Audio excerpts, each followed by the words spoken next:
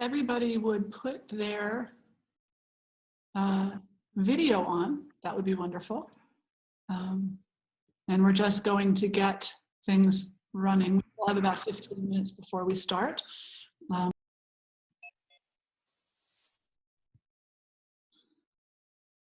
Hello, hello. All right.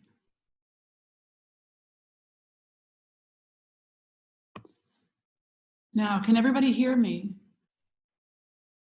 And if you can, please put your video on so we can see you if you don't mind. If you don't want your video on, that's okay too. But if somebody would let me know if you can hear me, then that would be wonderful.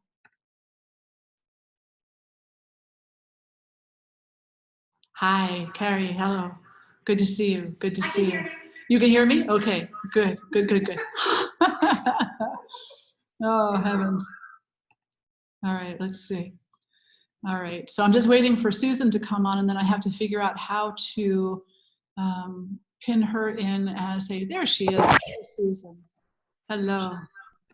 All right, let's see, make co-host. Say again. Take the stuff in the student center. There's alcohol for him, the isopropyl alcohol.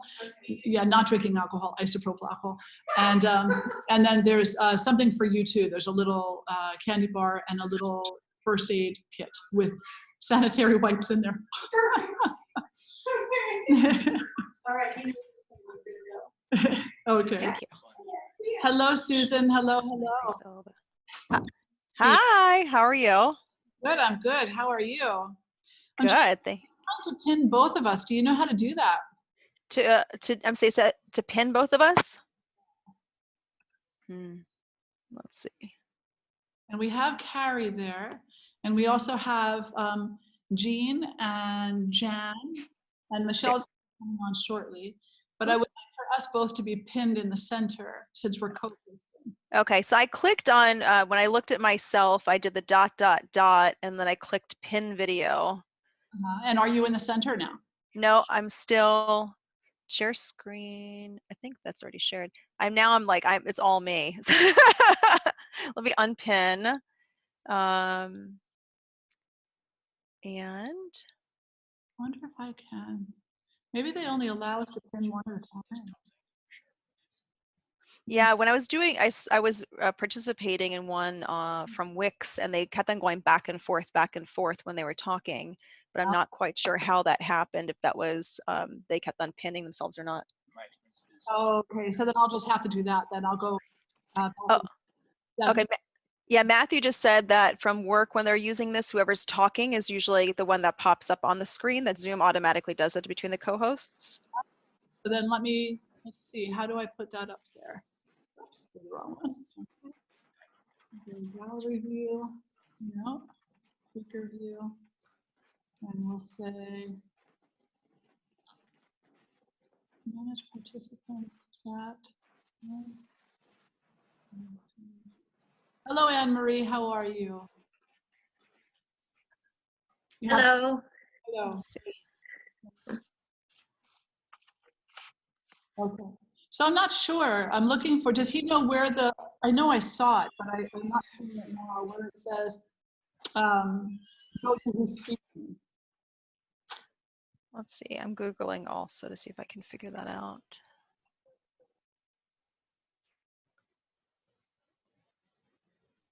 Otherwise, I could just go back and forth. I think that'll work out just fine.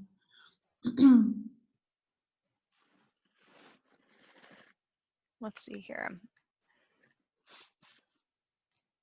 It says active speaker is the default video layout. Active speaker will switch the large video between who is speaking with 3 or more participants in the meeting.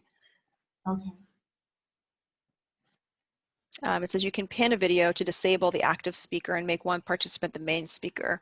So if we are both unpinned, then it should go back and forth between us. Okay, so then we'll try that. And then I'll unpin you also. Nope, you're unpinned already. But now I'm speaking and I see you. Who do you see? I see you.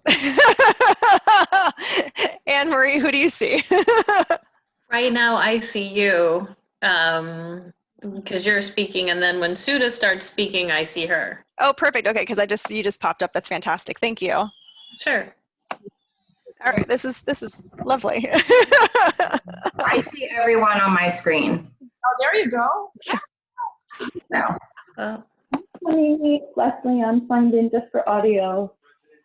We're going to have to make sure that the conversation, we'll have to organize it such that Jyoti and I are talking, and then we'll have a Q&A time. And that way it's not flipping back and forth between people too much. And I think that that's doable. What do you think, Jyoti? Yeah, and I can actually, if I click on manage participants, I could mute essentially, I think, everyone for now, and then I can unmute as we do the Q&A. You want to do that? I think it's a good idea. Okay, so let me click mute all. And then I can give the option, because it'll say allow participants to unmute themselves. So people can unmute as they have questions.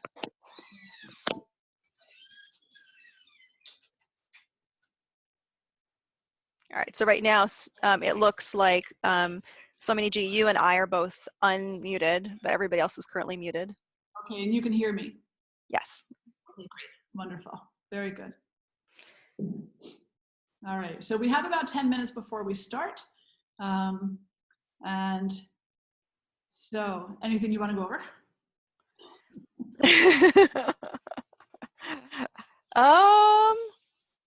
I don't know. I usually am very much, I kind of go with the flow of conversation. So I do have the layout of what we're going to follow all down. So yeah, I just have, we're going to do the first 20 Yama, second 20 Niyama, the next 20 Q&A, and then we'll have the next 20 minutes for a discussion that we'll go through, and then the last 15 minutes for more Q&A. Exactly. And the only thing that I think let's just adjust to that is the first 5 minutes, let's each say a little opening blessing. Okay. Yeah, and then we'll just take it from there, and it'll all work out perfect. Okay. Great. How's everybody doing up by you? Everybody's Say again? healthy? Yes, everybody's healthy, so that's really that's really a blessing. Yeah. Absolutely, it is. Okay. All right. So you might hear some banging. That would be our heaters. They get a little loud this time of the year. Yeah. So we do have about 65 or 70 people that say they're coming on. Well, that's. So I don't know how they'll fit all those people around the gallery, but I guess they know what they're doing. That's fantastic. Now, usually there's I thought there was a chat box also on here. Oh, there is too. And I have my chat box up. Okay.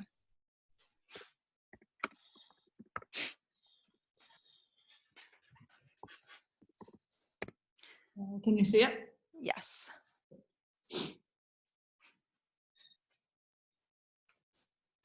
I'm just going to put a note that they're going to be on mute, and when it's time for Q&A, they can unmute themselves with questions.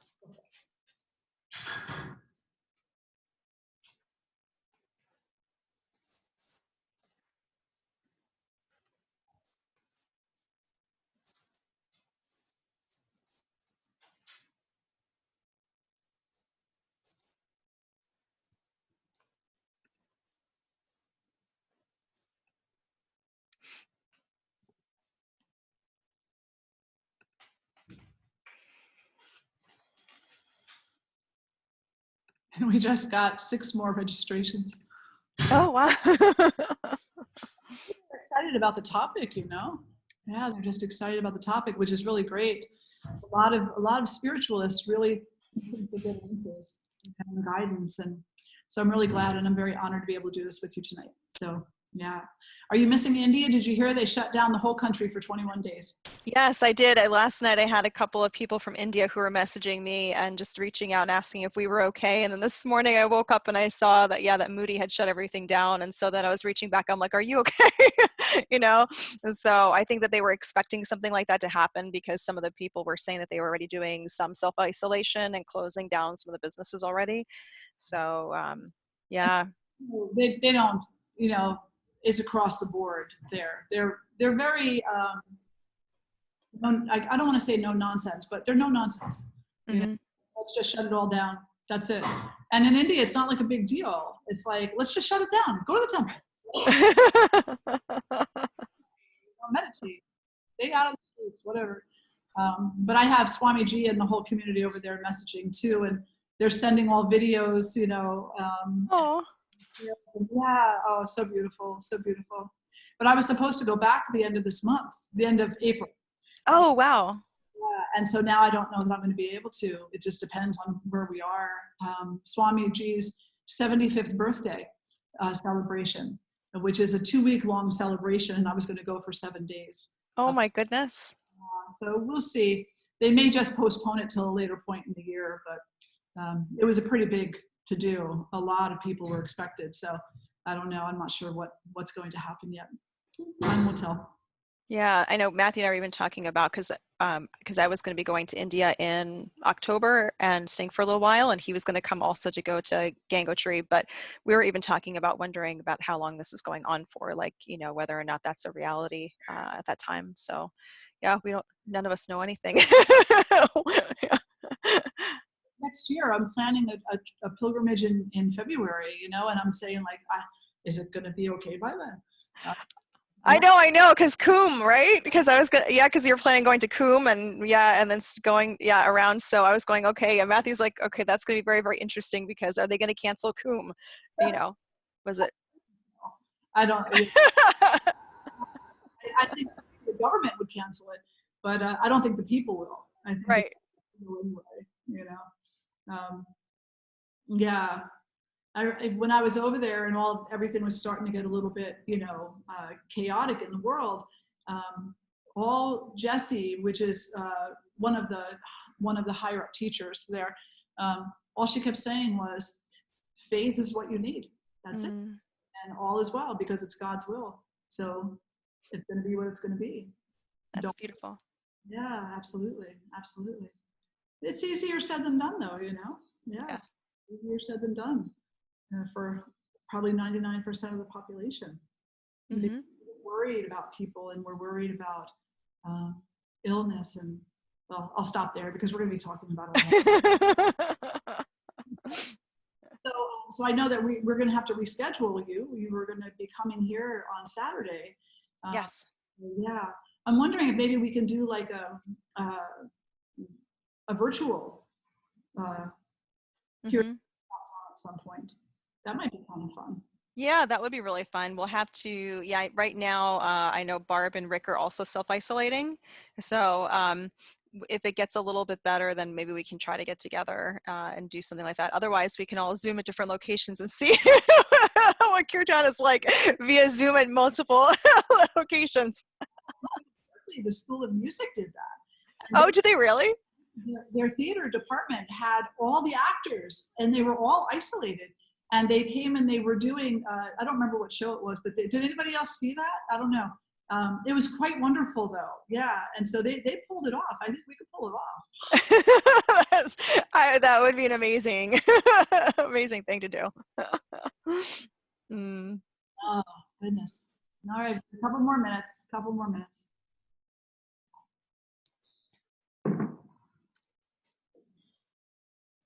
And now you have how many cats?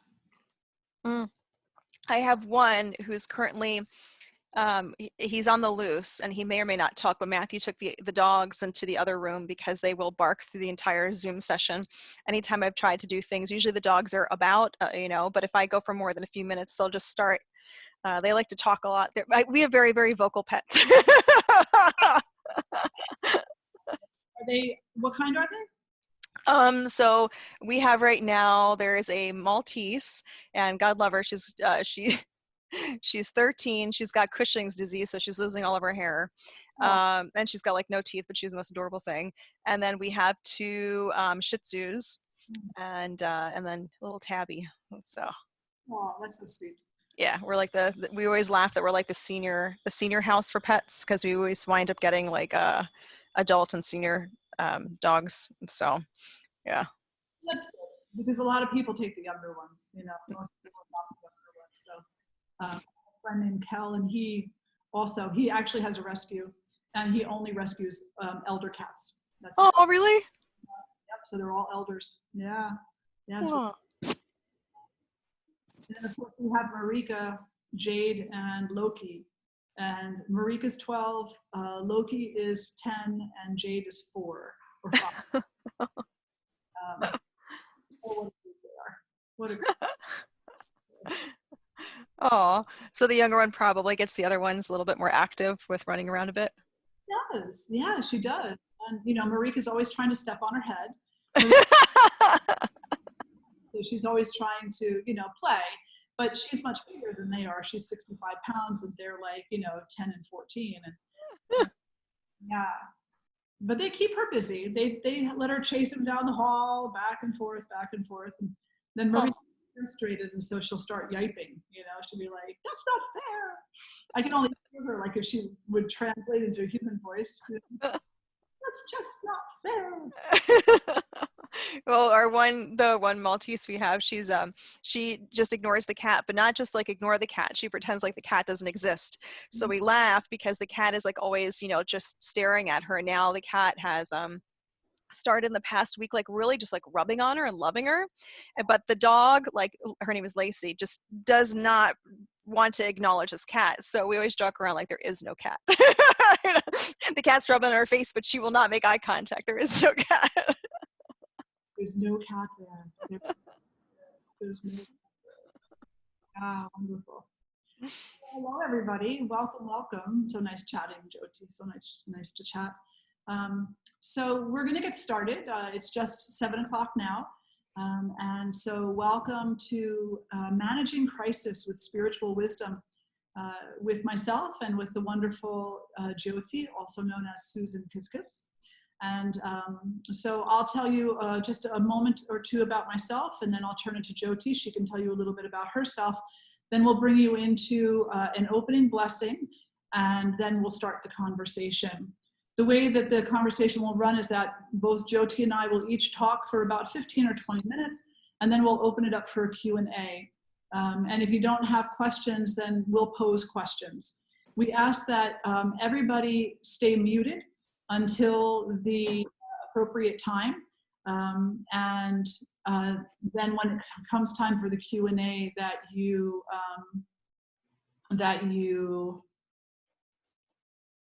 unmute your microphone when you have something to say. And so is that Jean that's at the center of the screen? Are you muted, hon? Could you check that for me, Jyoti? Yep. Let's see here. Look like she was muted. Let me take a moment. I'm going to click mute all again, and then SwaminiJi will unmute you.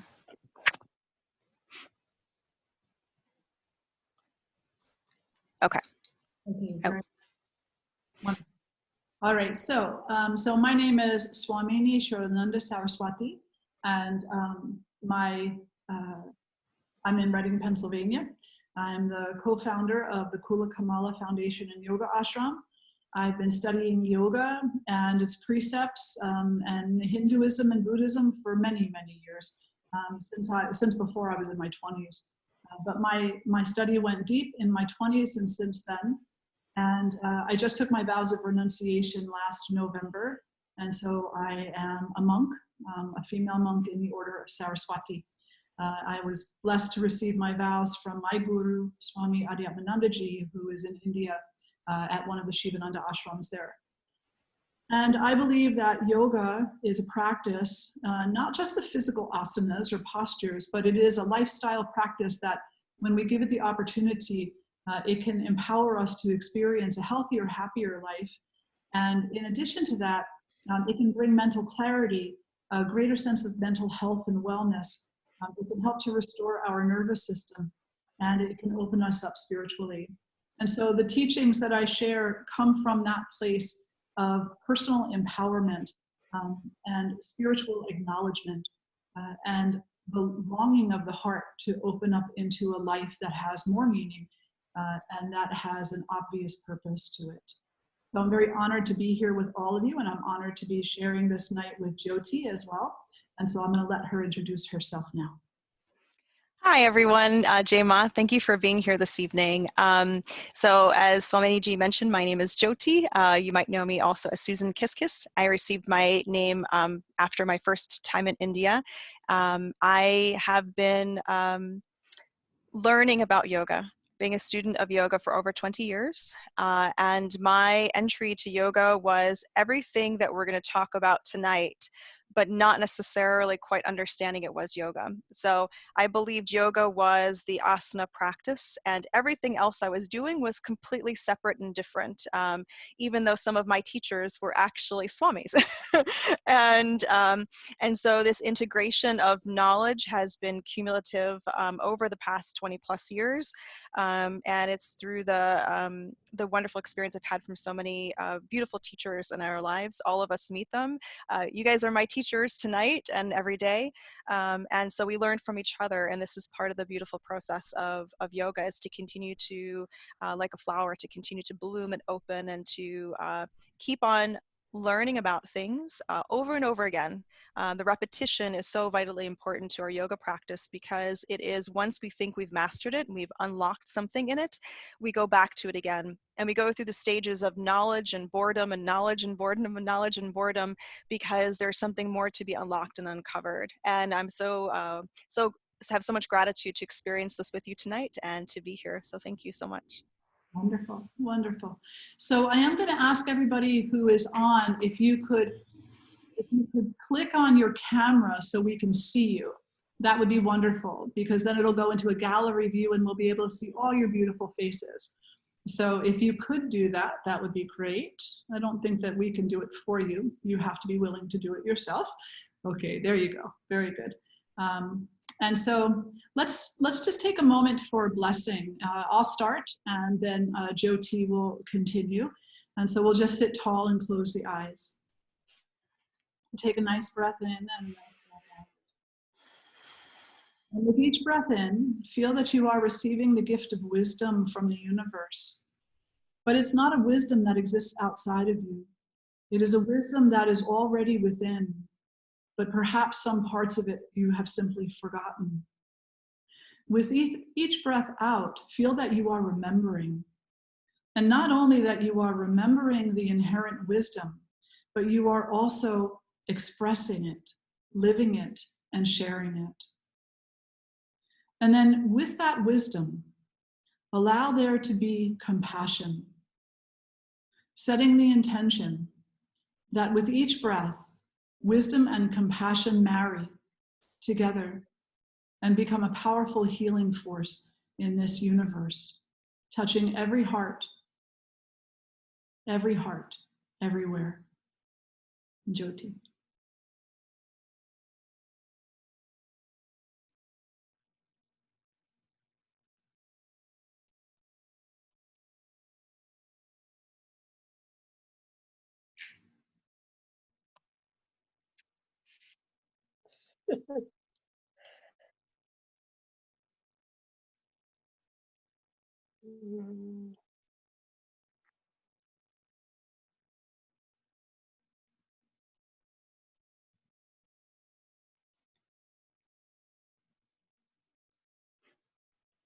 And so as you're breathing and as you're intending, you're sending out these beautifully high vibrations, touching upon every heart and every mind. And may they experience a little healing in this moment, a little peace in this moment, and a little love in this moment. May we all experience that. Hari Om. Om Sarve Bhavantu Sukhina, Sarve Santu Niramaya, Sarve Bhadrani Pashyantu, Ma Kashid Duk Bhag Bhave. May all become happy. May none fall ill. May all see auspiciousness everywhere. May none ever feel sorrow. Om Shanti, Shanti, Shanti. Thank you. Thank you for that. So now we begin the conversation. And so I want to start with a little bit of a practical discussion. I want to talk about what crisis does to us, how it affects us. And I'll start by saying that there are many different parts of the brain and many different functions within the brain. The two we're going to concern ourselves with most this evening are the lower brain, which is called the primal brain, and the frontal lobe. The lower brain is where we experience the state of fight or flight. So whenever we are in a moment of crisis, or in a continuous moment of crisis, as it happens to be right now, all the energy that is created by the hormones and all of the other chemistry of the body are really being utilized in a large way to feed the lower brain so that it has the energy it needs to go into a state of fight, into a state of flight, or into a state of freeze. Now, because the brain is using up so much energy to maintain this state of fight or flight, there's not really a lot of energy left over for inspiration. And this is why it's so challenging for individuals to lift themselves up out of crisis and live a life that everybody else thinks they should be living.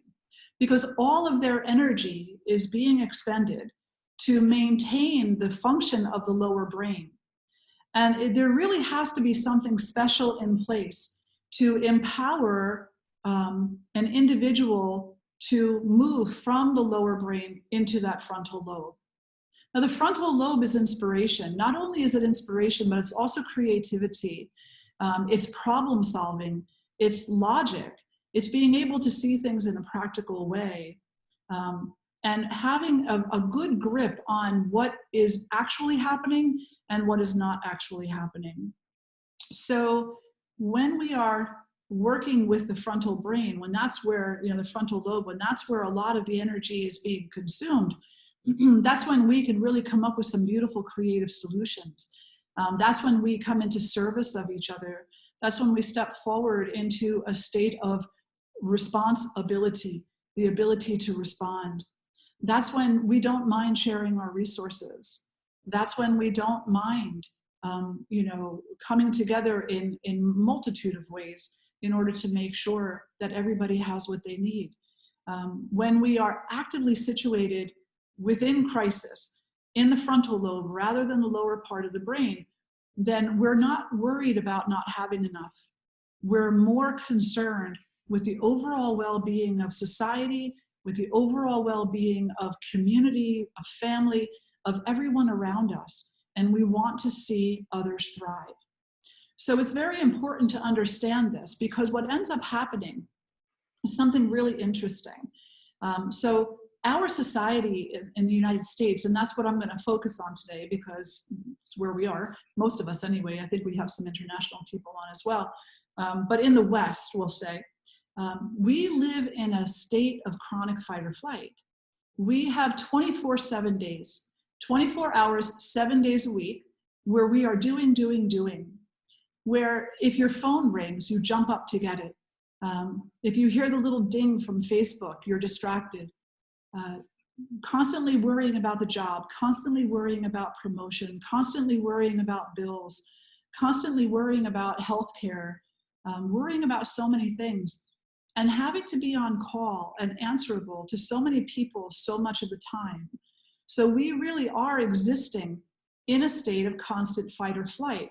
So that means that all of the good energy, or at least a very large part of it, that's being produced by our body is going to feed the lower primal brain, and not much energy is left over for the frontal lobe or for other physiological processes. So we start seeing things like reproductive disorders. We start seeing things like uncontrolled high blood pressure because there's not a whole lot of energy left over to support the overall homeostasis of the system or balance of the system. The longer we're in the state of fight or flight, the harder it is to come out of. And then when a true crisis hits, a true crisis like the one that we're in now, our reaction is not appropriate. It is not appropriate. We don't know how to react because we don't have any extra energy. And so we either shut down, or we become highly defensive or fearful. Now, I'm going to go from kind of that medical aspect of things now and go into the spiritual. and say that thousands of years ago, we were given a beautiful gift. We were given the gift of a spiritual journey, a spiritual pathway that we could follow in this life. And one of those pathways is the pathway that Patanjali offered us, the Eightfold Path of Yoga. And I'm not sure how many of you are familiar with the Eightfold Path of Yoga, but basically it is the Yama, the Niyama, the asana or postures, the pranayama or breath work, pratyahara, which is sense withdrawal, and then we have concentration, meditation, and finally spiritual absorption. The first two parts of that path are so potent. The very first part is the ethical virtue that we bring into our relationship with other beings. The second part of the path, the niyama, is the ethical virtue that we bring into our relationship with ourselves. They also overlap. Both the first and the second step also have to do with our community at large, both our relationship with ourselves and our relationship with all others. But the first one will focus on external, and the second one will focus on internal. And when this path was pronounced for us, it was pronounced for the purpose of coming to know the divine. So, to say it in a very straightforward way, this is a spiritual path of awakening. This is the way to God, to Goddess, to whatever you consider to be divine. This is a way to lift ourselves up out of suffering. This is a way to come to realize the truth of our nature, the truth of our soul, which is not the suffering that we experience on a day-to-day basis. So this path, this gift that we have been given, empowers us to utilize the frontal lobe instead of the primal brain. And how does it do that? Well, we'll start with the yamas. The very first yama is ahimsa. Ahimsa means not harming or not violent. And so the first thing that we want to do in our life is commit to some level of nonviolence, commit to some level of non-harming. Why would we want to do that? Because when we come into a place of harm, when we are harming ourselves or harming others, then we are filling ourselves up with emotions that are keeping us stuck in the primal brain, in the lower brain. So for example, if I were to punch you, which I wouldn't do, don't worry, but if I were to do that, then all of a sudden I'm going to be filled with guilt. I'm going to be filled with some kind of anger, either toward myself or you. I'm going to be filled with worry and fear that you're going to retaliate. And those qualities feed directly into the primal brain and not into the frontal lobe. They go to the place that keeps us stuck in a state of fight or flight, and they do not contribute to the empowerment of our creative problem-solving skills or to our greater experience of connection with one another. Ahimsa, non-harming, has a span of meaning to it. Very simply, don't hurt anybody or anything. Just don't hurt them in any way, shape, or form. Don't cause them suffering. They already have enough. Don't hit them when they're down. Don't hit them when they're up. Don't take anything from them. Don't look to demean or diminish them in any way, shape, or form. And we can extend this out beyond humanity, and we can say that, even animals, in yoga, in some lineages in yoga, there's a very strong focus on vegetarianism. I'm not telling you to be a vegetarian, but what I am suggesting to you is that if you're going to eat meat or you're going to eat vegetables, whatever you're going to eat it mindfully and with a deep, deep gratitude in your heart, because otherwise you're being violent to yourself and you're being violent to your food. What does the way we eat have to do with crisis? Well, it has everything to do with crisis, because the more that we exist in a state of hurriedness and lack of gratitude and harm. The more we are existing in the lower function of the brain, the less we will be able or empowered to come into creative problem solving. And the less we will want to come into service of our community, of others, because we'll be too afraid of what we think we lack. And I hope that that's making sense. I hope that that's making sense. So ahimsa, non-harming, is the first. And from there, we go to non-stealing, asteya. Non-stealing goes hand in hand with non-violence, with non-harming. Don't take what doesn't belong to you. And also don't take more than what you need. When we're in the midst of crisis, one of the tendencies, as we all know, is to get toilet paper, you know? Yeah. I don't understand why, you know, but that aisle in the store is empty. It is absolutely empty. And so everybody, for some reason or another, becomes concerned that they will no longer have enough toilet paper. But the reality is, toilet paper doesn't matter. That's not the important thing. The important thing is that we make sure that, you know, our neighbors have food, our family has food, our community has water, that we have some kind of a system in place to support each other, and that if we have extra resources, that we take a look within ourselves at how generous we can be without harming ourselves and without harming our own family. If you know that your neighbor is really greatly struggling and they're out looking for, you know, toilet paper or isopropyl alcohol or bread, do you have some that you can offer them? Can you bring it over in a little bag and leave it on their porch for them? Can you use your actions of generosity, which is the opposite quality to stealing? Can you use the action of generosity to begin to lift yourself up out of the lower brain and into the frontal cortex? So the interesting thing here is that your behavior can actually shift the chemistry of your body. Your behavior, the habits that you adopt, they will actually begin to change where it is that the energy is being consumed in your mind.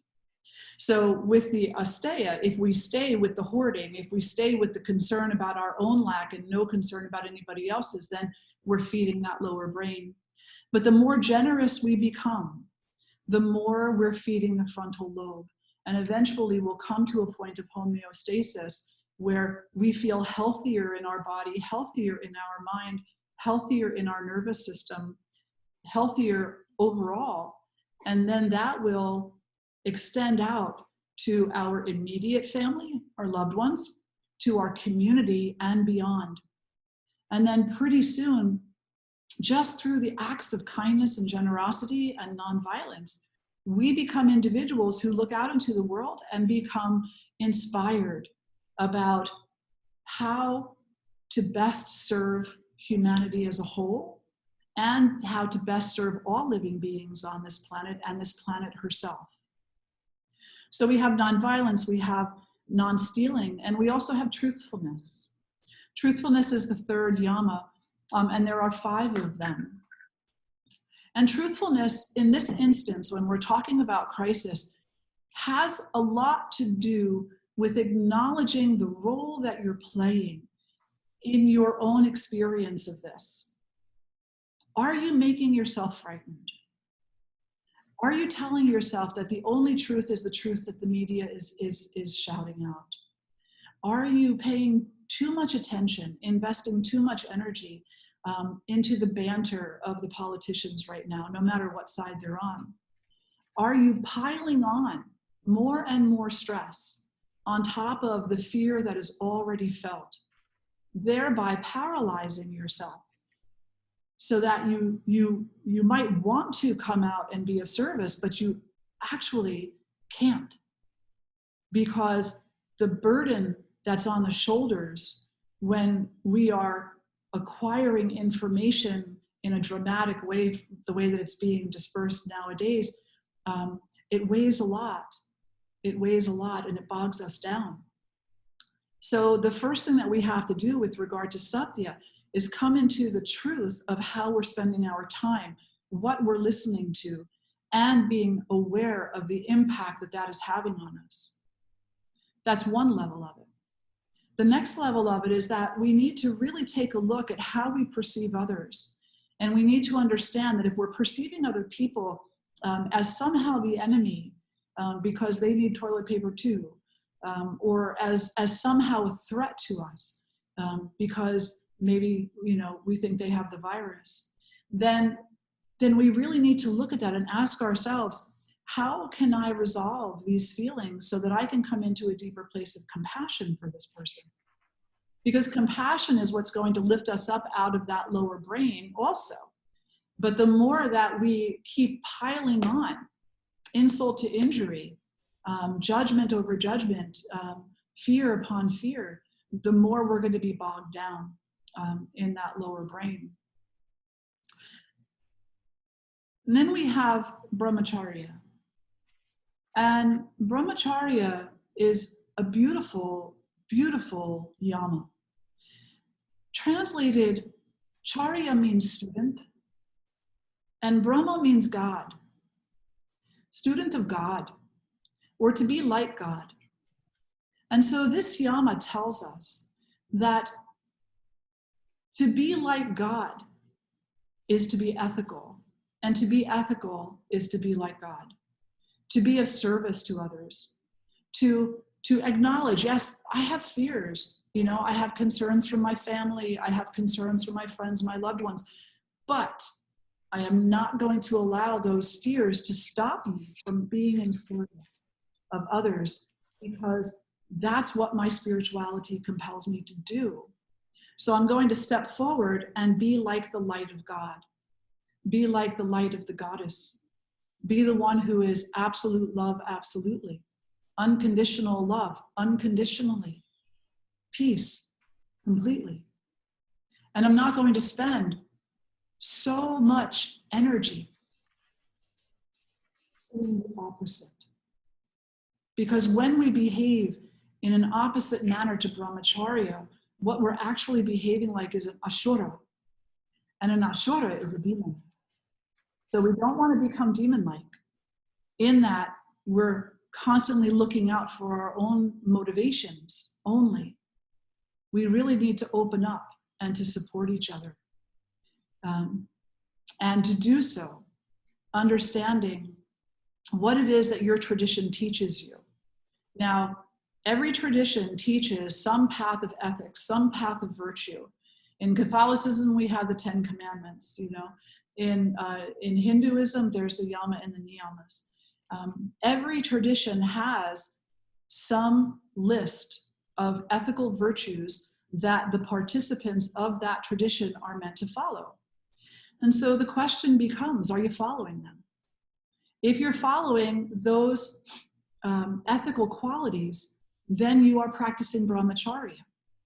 You are behaving in the light of God. But if you're not practicing those qualities, then you are not practicing brahmacharya, and you are behaving more closely in tune with darkness, contributing to the suffering of the world. Brahmacharya also means abstinence. And sometimes people think it means only abstinence from sex. But the reality is that it means don't waste energy. Don't waste your energy on anything that is going to take you away from the process of awakening spiritually. And so in this given crisis, where are the areas that we're wasting energy? Gossiping. We waste so much energy there.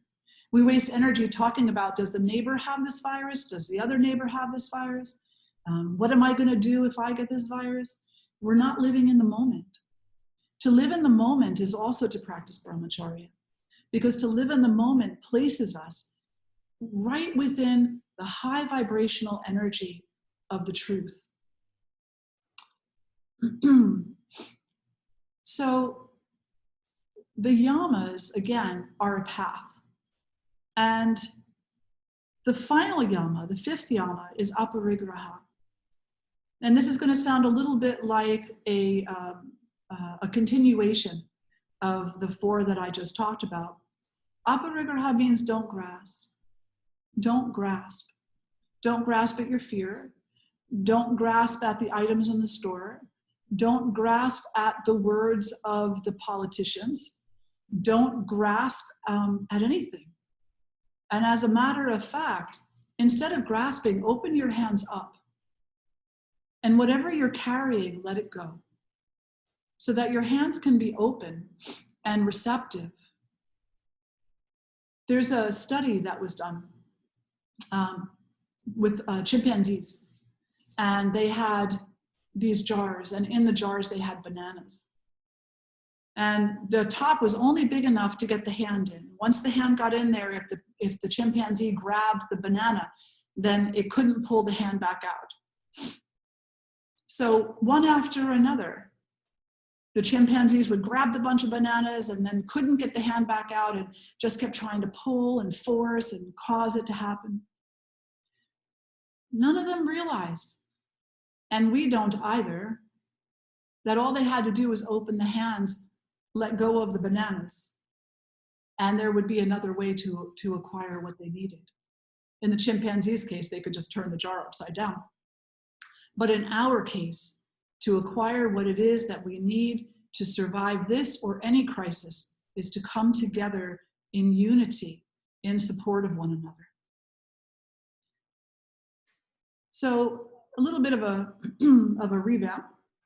We have nonviolence, we have non-stealing, we have truthfulness, we have abstinence, and we have non-grasping. And the yamas, these are the 5 virtues or 5 ethics by which we should enter into all relationships that are external to us, as well as internal. When we behave in these manners, when we embrace nonviolence, truthfulness, non-stealing, non-grasping, and living in the light of God, then what ends up happening is we become soothed. We become relieved. We don't have to worry so much about the experience of guilt. We don't have to worry so much about the experience of fear. It'll still be there. Excuse me. It'll still be there. But it won't be the leader. It won't be what is pulling us along. It'll be a thought in our mind that we will have enough internal space to address, to see it for what it is, to honor it for what it is, and then to resolve it. And then to also recognize what it isn't. Before I turn it over to Jyoti for the next part of the conversation, I'll just end by saying, if we take this to another level now and we say, well, why would I even want to do this? I mean, shouldn't I just care about what happens to me and what happens to my immediate family? Well, what is your dharma? You're all signed up here on this because in some way, shape, or form, you're interested in spirituality. And as an individual who's interested in spirituality, you're interested to know what your purpose is on earth. You're interested to know why you're here. And maybe this is why you're here. Maybe you're here in this moment so that you can show up for the people who need you. And that would be everybody in society. And by practicing these 5 yamas and the 5 niyamas that Jyoti is going to talk about in a moment, you will become empowered to greater service because you won't be utilizing so much energy staying in the lower brain.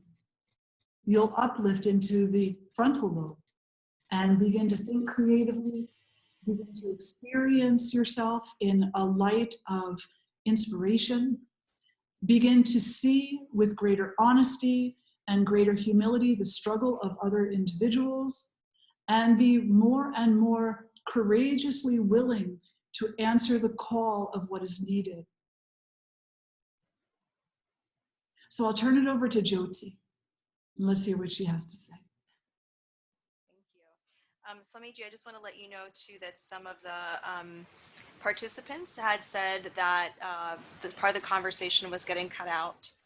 So if there's anything else to that, anyone, I guess in the comments, you can put that if there's parts that SwaminiJi was referencing and it got cut out, if you want to add in the comments, and then when we get to the Q&A section, SwaminiJi will come back to that. Yes, absolutely. Absolutely. I'm going to start with quoting SwaminiJi. And I quote, "Happiness is a thing everyone is looking for, but few can find."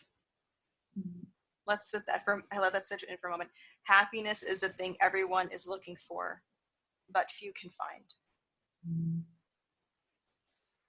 And so if we actually take that, we take that, that thought and we apply to life. It's not applied to just right now. We will feel more challenged. Many of us are feeling more challenged by this. But just in general, we are constantly seeking a state of happiness. And for me, I believe that the Yamas and the Niyamas, this guideline of life, helps us address that overarching question of what is happiness and how can we find it. And not just during times of spiritual crisis or global crisis, but in our everyday lives. So as I was mentioning earlier when I was talking to myself, I remember being, oh goodness, let's say it was about 21, sitting on the floor listening to a meditation by Swami Satchidananda. And I'm actually practicing certain things as well that are, later I find out the Yamas and Niyamas. And then I go to yoga class and I do my asana. But as I was mentioning, in my world, everything was broken apart. So now over 20 years later, I look at yoga very differently, very, very differently. And so I will actually, I was just in India again recently. I took a retreat over there, and the one participant was laughing because part of our retreat was going to the International Yoga Festival. And he's like, "You didn't take a lot of asana classes." I was like, "No, I didn't." My yoga was not necessarily asana. And so I'm able to see that yoga is actually how we live our life. It's how we live our life. So SwaminiJi is actually talking about these beautiful steps that we're given, these yamas of how we interact in the world. They also apply back to us, right? But we're walking out into the world. So that's our first yoga practice, right? So Swami Satchidananda would actually say, and I think if you get the one, his interpretation of the Yoga Sutras, he actually says that you have to actually do these yamas and niyamas before you roll the mat, right? Roll your mat. Maybe a part of your ahimsa, though, is also self-inflicted, where you might push yourself beyond and injure yourself. So we have to have these yamas and niyamas in place so that we know how to care for ourselves, how to care for our community. It doesn't mean that we're perfect. It doesn't mean that we have to be perfect each time. It means that we try. And that's the beautiful thing about these yamas and niyamas, is that it reminds us as we walk out into the day of how to live our life. And when we fall, when we make mistakes, when we say things we don't mean, it's an opportunity to learn from them. And I was mentioning that part of our yoga practice, this repetition of doing over and over and over again, is because every time we feel like we finally mastered something and we're finally bored of it, we uncover something new. Because with the concept, you know, SwaminiJi is talking about ahimsa alone, suddenly we realize that the harm we were doing is also internal harm. The stories we tell ourselves, the things that we say about ourselves. And we uncover that, and then we suddenly realize that we're talking negatively about ourselves into the world, right? So it invites us to keep on going deeper. These yamas and niyamas, essentially they're about love. That's it. They're about love. It's how to walk into the world and love each other. It's about then how to do the work that's even harder, which is then to come back and love yourself. And so I can tell you that you are 100% love, 100% a being of light and love. And some of you today in the Zoom meeting will believe me intellectually. You'll go, yeah, I am. I'm love. And others of you will have a little bit more of a difficult time comprehending that or believing that.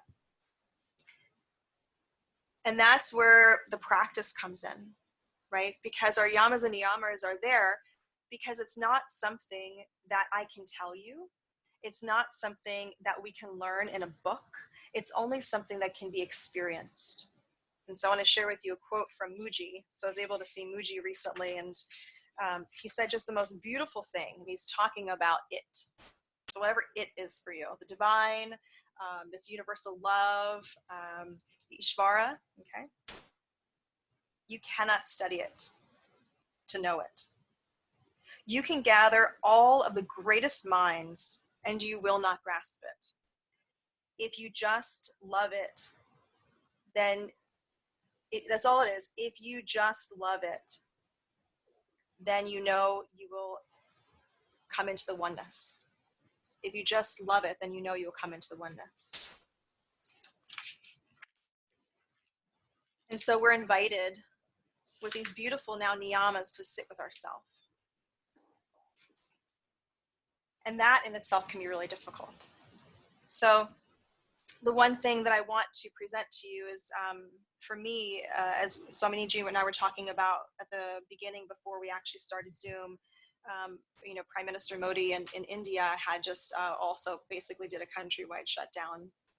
And I had yesterday some of people I know in India who were checking on me. And then today I'm finding out about this, and you know, I'm also checking in on them, what this is going to be like. And my immediate thought goes to people who are going to be hungry, people who depend on their livelihood, who may, you know, the entire day sit on the sidewalk hoping to sell like one balloon, because that one balloon will buy something that they can feed their family very modestly. And that might be the only balloon they sell, and that might be the one piece of food that they have the entire meal. And so my concern goes is to people and how they're going to survive. I feel the same way here, and I was talking about that in some of my my conversations this week. But what if I told you also that we're all starving? We are all starving. We're all so hungry. But we're not hungry for food. We're hungry here. We're starving here. The one unique thing about the human condition is that we all share, is that we all share these bouts of loneliness. We all share these bouts of self-loathing. We all share this deep, deep, urgent need to connect and to know. And we're so blessed to have this opportunity to sit with ourselves and to be able to explore what that means. You can hear me because my microphone was, was up. To sit with ourselves, to know what that means. What are we hungry for? And where deeply can we find it? For some of us, it's going to take a lot of digging. And some things will come easy and some things won't. And then when things get easy, and then they become hard again, which is part of where these niyamas go.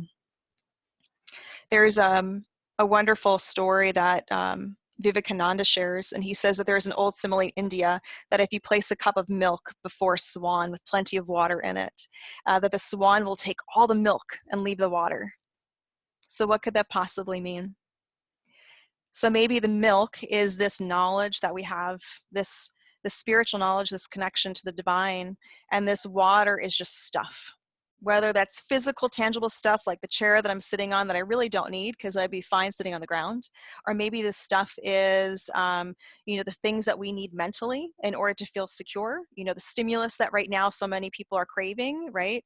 But maybe the milk is the opportunity to sit with us, to be in the space of the niyamas, to dig deeper within ourselves. This past time getting back from India was just so magical and beautiful for me. I spent so much time really being able to connect with people that I knew and were meeting again. People who lived there and people that were visiting. And the one thing I was telling my husband, I was laughing. I was like, oh my gosh, I was around so many of these people. They were like my people. And he's like, what do you mean like your people? I'm like, they're so in tune with everything. And like here in the US, if I just like randomly walk up to a person on the street and I were to tell them something that I'm like seeing in them, not with my eyes, but like seeing in them, they would like think I'm a complete loon, right? So I'm like walking in India and people are like stopping me. They're like, hey, are you aware that right now you've got to work on your throat chakra a little bit because there's a little something there? And it was like things like that. A Swami who's coming up to me and telling me I see God through dogs. I'm like, yeah, I do. And that ability to be so in touch with oneself, to be so in touch with it, however you describe it, that it lives inside of you at every present moment, and that you are okay with being in touch with it. That's where I want to be, right?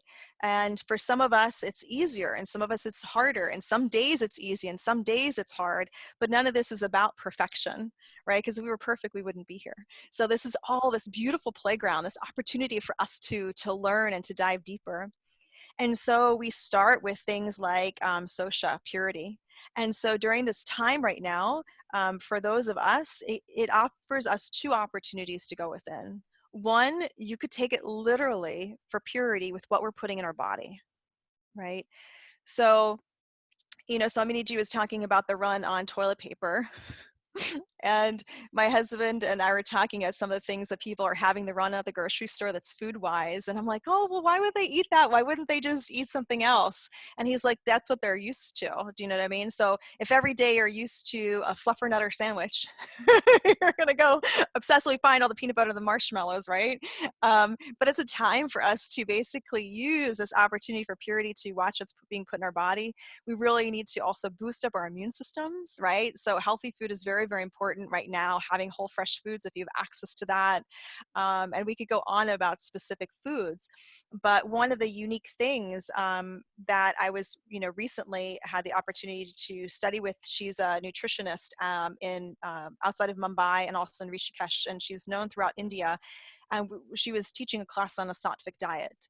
And so she was saying, the one thing that's really unique, especially to Western countries, is the fact that people live and they say they live their yoga, they practice their yoga, and she's like, but then they go on these huge like detoxes and cleanses, and and she's like, but the thing is, if they're actually living their yoga, they wouldn't have to be going on these detoxes and cleanses, because you would be watching what you put in your body. You would know that your body is a temple. So a lot of these, spiritual kind of like gatherings, we talk about our body as this vehicle to get through life, but take that even further, that in a yoga perspective, your body is a temple. And so if you look at temple as one of those most beautiful, pure places, when we go into a temple in India, we take off our shoes. Right, we will pranam, so we'll bow down with grace and humility, and we won't bring food or water into it. We're not going to take photographs. We're just going to really respect this place that essentially God lives and God is alive in there. And imagine that your body is that temple. So the divine lives inside of you. So I'm telling you that you are light and you are love. You are it. Right? And so your body is this temple. And so we have to think about the foods that we're putting in there right now, this opportunity for purity, but then also to look at ourselves like a lotus. So a lotus in mud. And so we have, we are this beautiful lotus that's sitting in this mud, and we just need to basically clean off the mud, right? So part of that is polishing the dust off the mirror of our heart. And so that we continue to be very gentle with ourselves, though. And that's the one thing I think with anything with Sosha that I want to implore, is that when I used to teach a lot of meditation classes, and I would tell people, okay, we're going to sit quietly for a while, and the mind is going to have a lot of chatter, and that's going to be normal. But keep on trying to come back to the breath, or come back to the mantra, or come back to whatever the focus is. And just acknowledge every time your mind goes away that it did, and then bring it back without needing to explain, but also without berating yourself about it. Because every time we take the opportunity to get really upset and angry with ourselves for making a mistake, or for not being good enough, we're basically keep on putting ourselves several steps back, right? And so part of this purity then, as we're polishing this mirror, is that when we see these things that we would consider flaws, okay, look at them as grooves that have helped us come to the point of where we are now, right? So every single experience that we've had, whether we would Call it positive or negative, it just is, but whether we call it positive or negative, it brought us to this moment in time, okay? Everyone is, if you will, redeemable, okay? One of the beautiful things, I grew up in a very Catholic household, and my mother is a huge lover of Jesus. And, you know, she would always talk about how beautiful he is, and, you know, we would have, you know, crossing the house and everything like that. Is the story that we have in the United States and many Western cultures is the story of redemption, right? I don't know, Americans, we love a good redemption story, right? So why can't we apply that to ourselves? That every time we look at ourselves and we see these impurities, if you will, things that we don't like about ourselves, rather than judging ourselves harshly or getting angry with ourselves, we can accept the fact that that was part of our path, and that we will possibly make those mistakes again. But we're going to use this as an opportunity to learn from them and to grow from them, because that's part of our life. That's part of our path. That's why we're here, is to constantly learn. And together, like tonight, this is such a beautiful experience, because tonight we are we're set song, right? We're learning from each other. We're helping each other grow and to learn. We also move then to Santosha, contentment. So in the most easy way for us to digest, it can be the art of gratitude. But the harder part of it is the art of releasing control. I don't know how many of you, but I can certainly say I think that I'm in charge of my life. I remind myself that's really not the case, you know, quite often. And I have to remind myself that the world is taking care of it. You know, I don't have to worry about everything. The sun will continue to be where the sun is, and the earth will continue to spin, and my dogs will continue to bark when they see other dogs across the street. I can't control that, right? I can't control sometimes that this body is not working the way I want to. I can't control what maybe my husband thinks or my coworkers say, or whether the mail comes or doesn't come at a certain time, right? I don't have control over it. And if all I do is impress upon myself that this needs to happen now, and this is the way that it has to happen, all that stress just continues to build. And so SwaminiJi was talking earlier about how we are so much in this constant state of fight or flight, to the point of where we don't know how to sit. We don't know. We're waiting for the next disaster. And when the next disaster doesn't happen, it's like we're almost creating this, right? Instead of actually sitting with it. And so Santosha is inviting us to have a space of contentment. You know, so I ask you at this moment, do you have control over me? Do you have control over what I'm about to say? Do you have control over whether the sound on Zoom is going to work? Because I know that my own thing keeps on popping up saying, you know, that my Wi-Fi connection is not so great. And so I don't have control, probably because everybody in town right now is having their quarantine issues. So everyone's probably online Netflixing it out, right? Or participating in classes, you know, possibly on Zoom or doing FaceTime. So, you know, internet's going to be difficult. I don't have control over that. I don't have control. You don't have control. And that's okay. And that's what Santosha invites us to do, is to sit here and be like, it is okay. The Wi-Fi is not working. That's okay. I'm not hearing everything she's saying. That's okay. Maybe you're not supposed to hear everything I'm saying. Maybe what you do hear is what you're meant to hear. The power could go out now, as it does in India every 5 seconds, it feels like, and that's okay. You know? And once we start to release the illusion of control, because it is really an illusion, but once we wrap our heads around it, we say we release the illusion of control, that's when we can start to find contentment, because that pressure is off, right? It's off. We don't have to worry about being responsible for everything. Everyone's going to do their thing.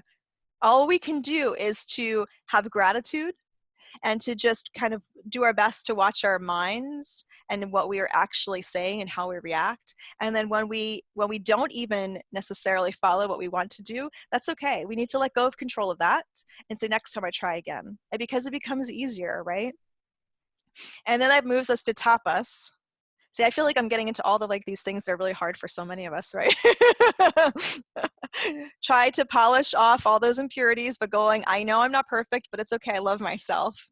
I'm not in control. That's okay. And now I have to have self-discipline, right? The greatest tool in your yoga practice, especially for combating confusion during this time and boredom, is to do something over and over and over again. So Elizabeth Gilbert earlier today, she posted something on Instagram where she was saying, you know, for all of those that are working at home right now, she said the 6 words she was giving everyone was something like, get out of bed and make your bed, and then get dressed. Every day, get out of bed, make your bed, get dressed. And so the repetition of that, right? So imagine you're doing this for 10 days, 14 days, you're gonna get tired. You're like, okay, I don't wanna get out of my pajamas. I'm gonna wear these pajamas all day. I'll switch around 5 o'clock to another new set of pajamas to go to bed in. And I'm tired of making my bed because I'm gonna pop right back in there for maybe like a new nap. And then again at 8 or 9 o'clock tonight. So what's the point of making the bed if I'm gonna pop right back into it? I'll just wait till I have to change my sheets, right? But that's the point of tapas. Right? It's the discipline to do it over and over and over again. And so that is such a beautiful opportunity because we keep on learning, we keep on going deeper until we understand what a gift our sadhana practices, what a gift our daily spiritual practices. For some of us, when we learn different sadhana practices, different mantras, what we do is we start to do it with such joy and gratitude. And eventually we get bored. It's the same. I'm lighting the candle again. You know, I'm going to be waving the incense again. But then eventually we find something a little bit deeper. And we find something a little bit deeper and then we get bored. This opportunity to have tapas, to have this discipline, can actually ultimately teach us to be the greatest bhakta, the greatest servant, bhakti yogi. It's such an opportunity. And then it invites us and it helps create the foundation for svadhyaya, which is self-study. And so Sri Ramana Maharishi said, the question of who am I will destroy all other questions. So just listen to that for just one moment. The question of who am I will destroy all other questions. Because once you ask that question, your burning desire is such that that's all you're going to want to put your attention in. There's a brilliant yogi who left his body, and this is a beautiful book for anyone that likes to read, and you know, Amazon's still functioning. So The Life of Sri Dhyan Yogi. And he, you know, in his life, even as a child, the moment he asked that question of who am I, as a child, he had the burning desire to know, so much so I think it was around the age of 10 that he actually left home because he could no longer in his life at that moment find the answer to that. And so the tapas provides us with the discipline so that we can actually go seek that answer of who am I until we get to the last niyama, Ishvara pranidhana, to surrender. Because it's only after we go through all these other steps can we possibly surrender. To go through santosha and to know that you're not in control and to have contentment eventually leads you to the opportunity for you to understand that you are not the doer. You're not doing any of this. You're here experiencing it. And so once we realize that we are this being of light and love, and everybody around us is that as well, then we're able to ultimately surrender to everything. And then we can see the beauty in everything, that every single person that we encounter is the divine, is God. And then we can look inside and say that I am that as well. And then what more is there? It's just love. And that's all you want to surrender to is love. Back to you, Miss SwaminiJi. Beautiful. Beautiful. I see from a few who posted that the audio is working well now, so that's good to hear. I heard before when you said, you know, everybody in town is probably on Zoom. Actually, for all different kinds of reasons. So I'm sure that they're having as well as we're having ours. But everything that you said resonated so strongly. And I know that, Desiree, you asked me to review the second and third, or the third and fourth yamas, and I will do that in a moment. But I just like to kind of build on something that Jyoti said. The first thing is that tapas. We can never underestimate the importance of discipline. Not a cold, hard discipline, but cultivating the discernment to understand that if we don't make the bed, then what else will we not make? If we don't call ourselves to meditate every morning, then what else will we not call ourselves to do? The more that we step away from even the smallest, seemingly mundane responsibility and avoid fulfilling it, the more likely we become to step away from the larger responsibilities and not fulfill those either.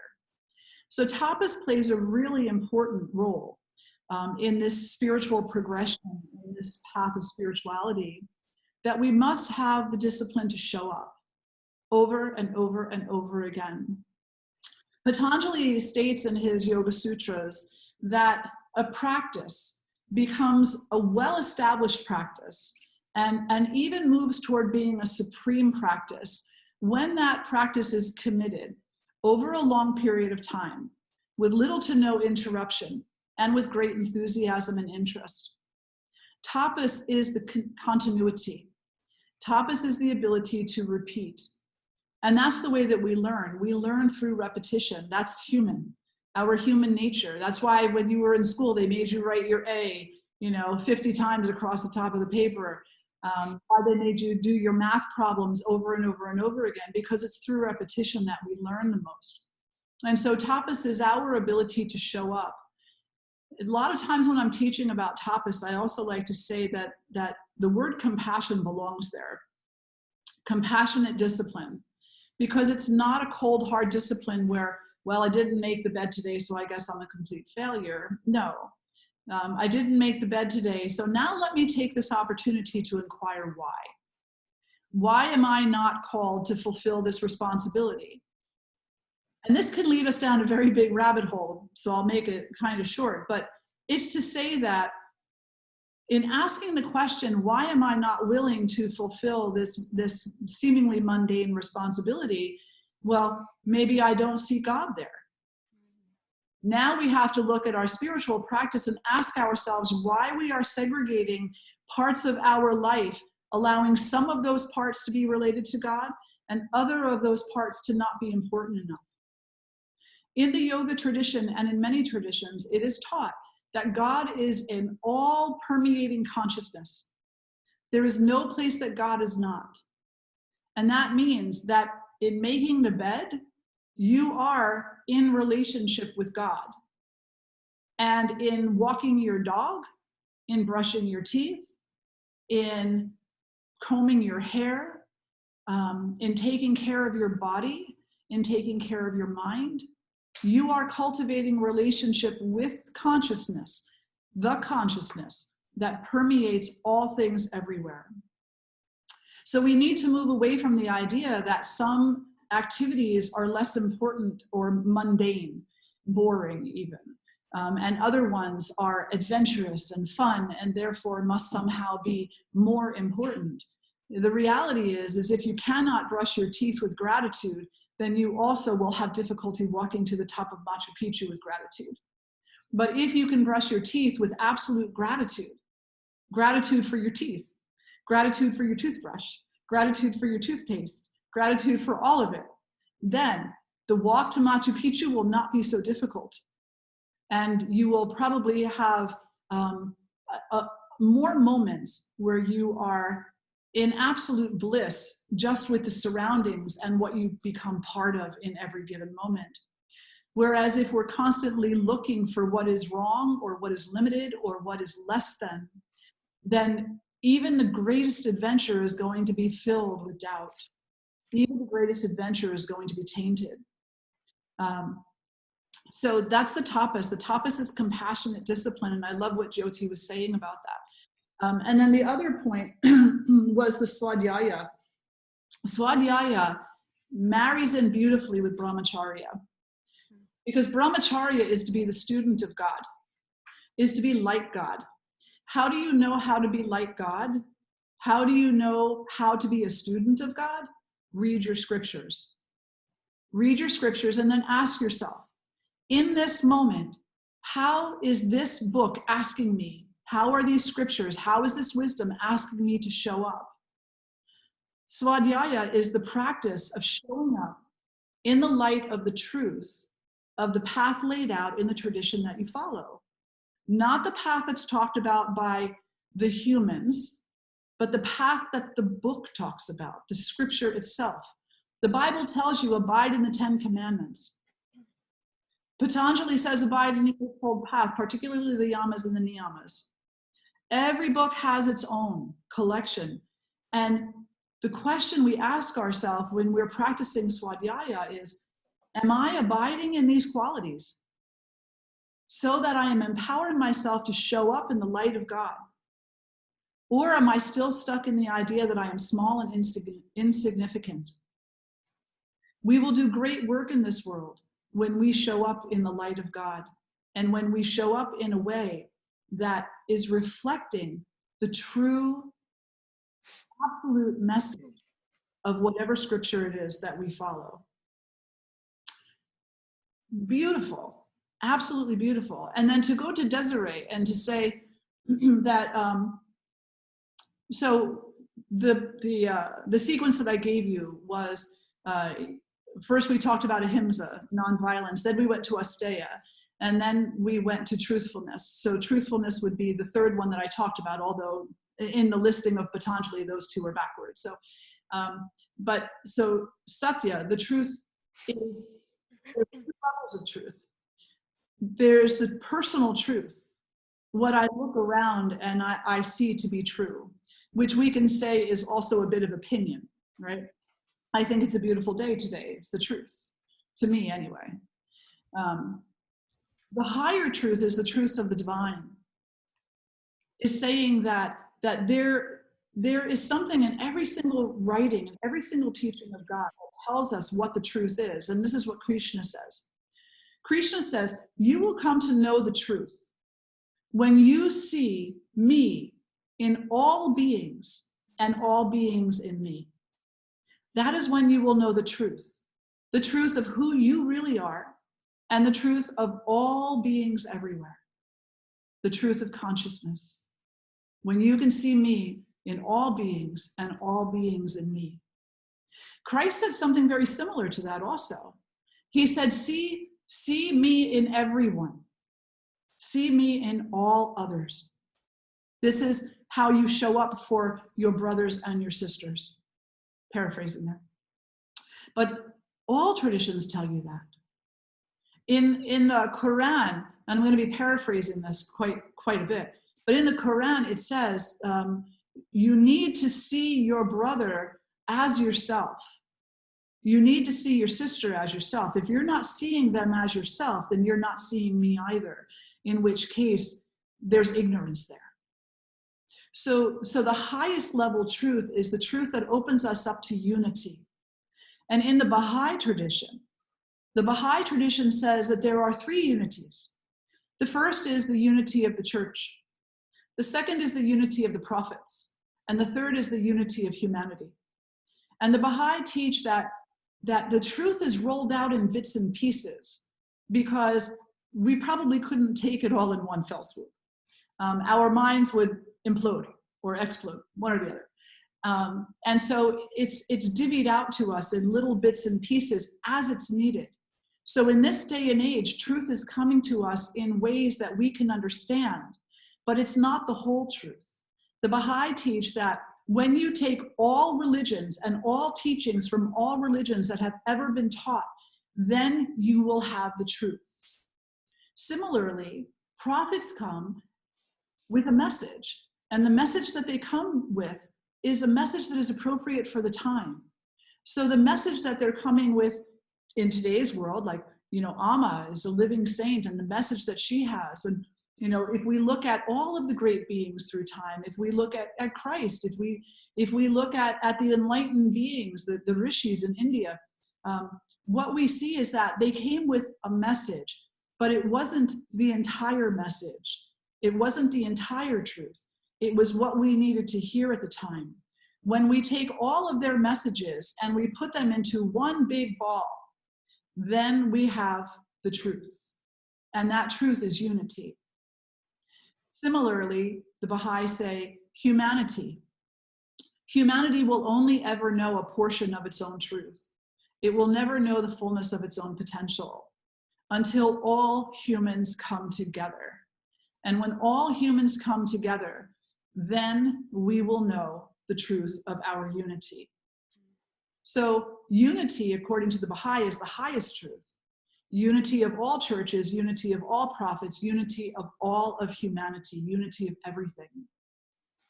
So just some, reflections that that some of you maybe have heard before, or have heard some version of before, and yeah. So this unity is the highest truth. And then the fourth one that you asked about, Desiree, for me to repeat, is brahmacharya. And the word charya means student, or to be like, or to study. And the word Brahma is God, it's consciousness, it's that. It's that which has so many names, And so according to this particular Yama, we are engaging in relationship with all other beings as if we were God. Not from an egotistical place of, hey, I'm God, but from a place of humility. We understand goodness.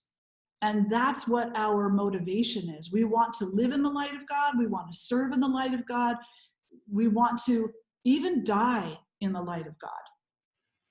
So now I get to ask you a question, and then I'll put it back over to Jyoti, and then we'll open it up for some Q&A. Given the way that you are dealing with our current crisis, if in fact you died tomorrow, could you say that you spent your last 24 hours living in the light of God? Or would you want to really quick fix a few things? The great news is you can really quick fix a few things. According to Krishna,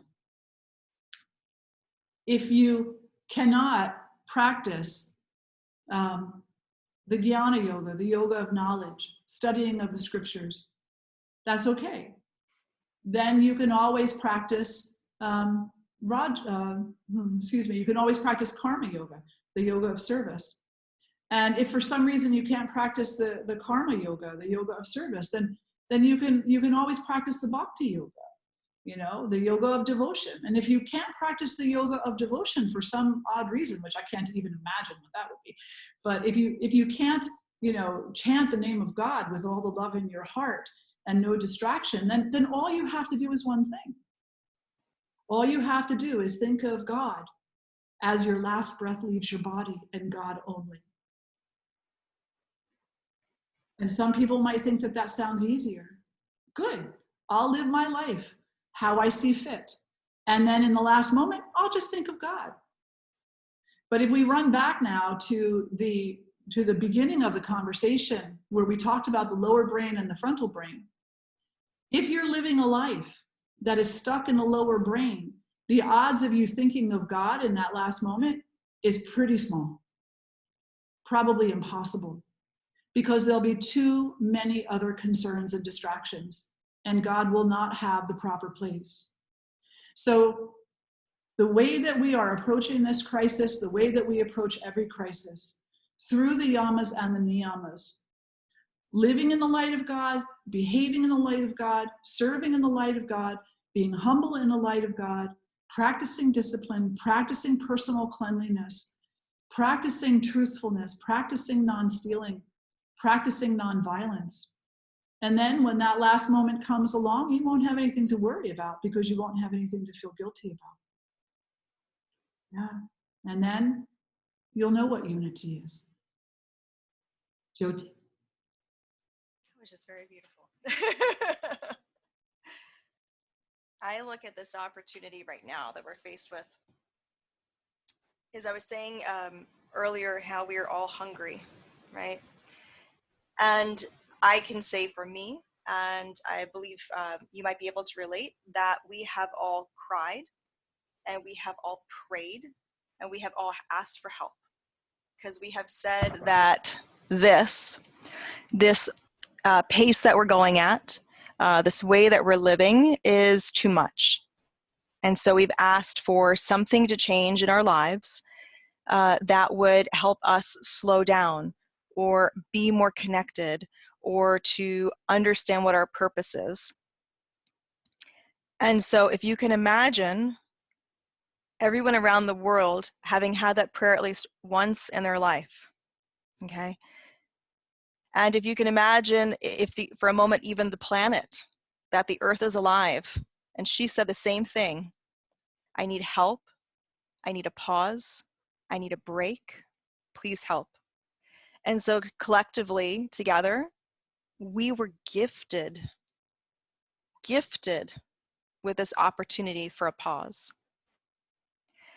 And so if anything, I would say for anyone right now, however we're all struggling in our individual ways, is to look at this moment as your prayer has been answered.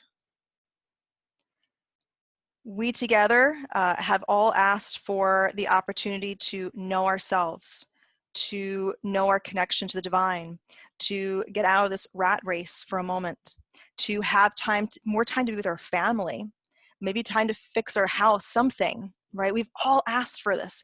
And suddenly all of our prayers literally have been answered in that sense. We've been gifted time. We have been gifted time. Whoever thought in our lifetime we'd actually be given that, right? Unless we take a vacation, have a staycation, right? And then don't get distracted by stuff at home. So look at this as an opportunity that literally everything you asked for was given to you in that sense. So now what are you going to do with it?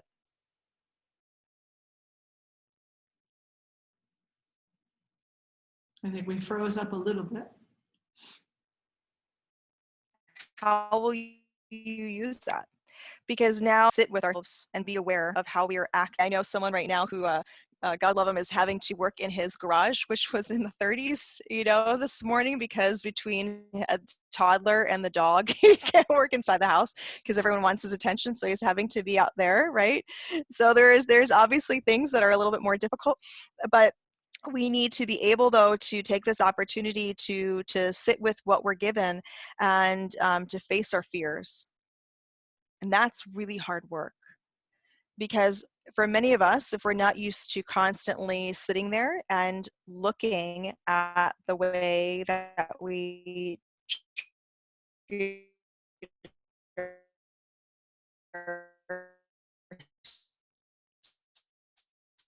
ourselves and others,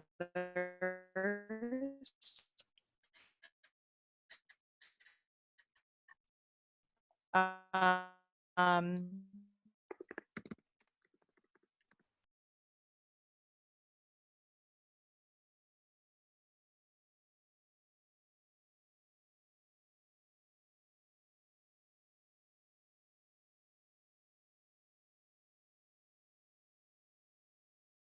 and what's my big role in this place called life? Right?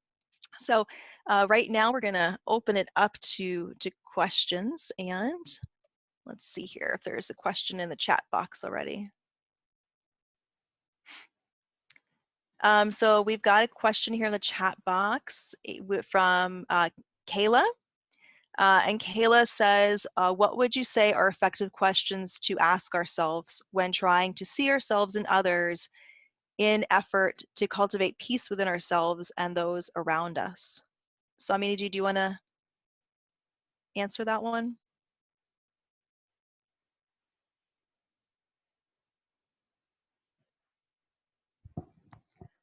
Oh, we may have lost SwaminiJi. Here we go. Can you hear me? Yes, okay. Very good. Yes, and so when we're trying to acknowledge the unity, the first thing that we can say to ourselves is the simple question: why do I not see the light in this person? Why do I not see the light in this person? What expectation do I have of them that they are not fulfilling, and why am I blaming them for that? So for example, if you're running into somebody who you've constantly had an issue with, maybe you have a difficult boss, or somebody that you've had a falling out with, and you run into them somewhere, and you become a bit terrified on the inside that you don't want to speak with this person, you don't want to engage with this person. And the question is, why? Are you afraid that, you know, you're not going to be able to be honest about who you are and about your feelings? Are you afraid that they're going to put you down? You need to ask yourself what it is that you're afraid of by interacting with this person. No one ever told us that we had to like everybody. And no one ever told us that in our relationships, that we had to throw our arms around people and say, hey, it's good to see you, when we don't in fact mean that. As a matter of fact, if you're going to live with satya, with truthfulness, you're not going to say to somebody, hey, it's really, really good to see you, if in fact that's not the feeling that you have. But just because you don't like someone, which is a personal opinion, doesn't mean that you can't see God in them, the light of God in them.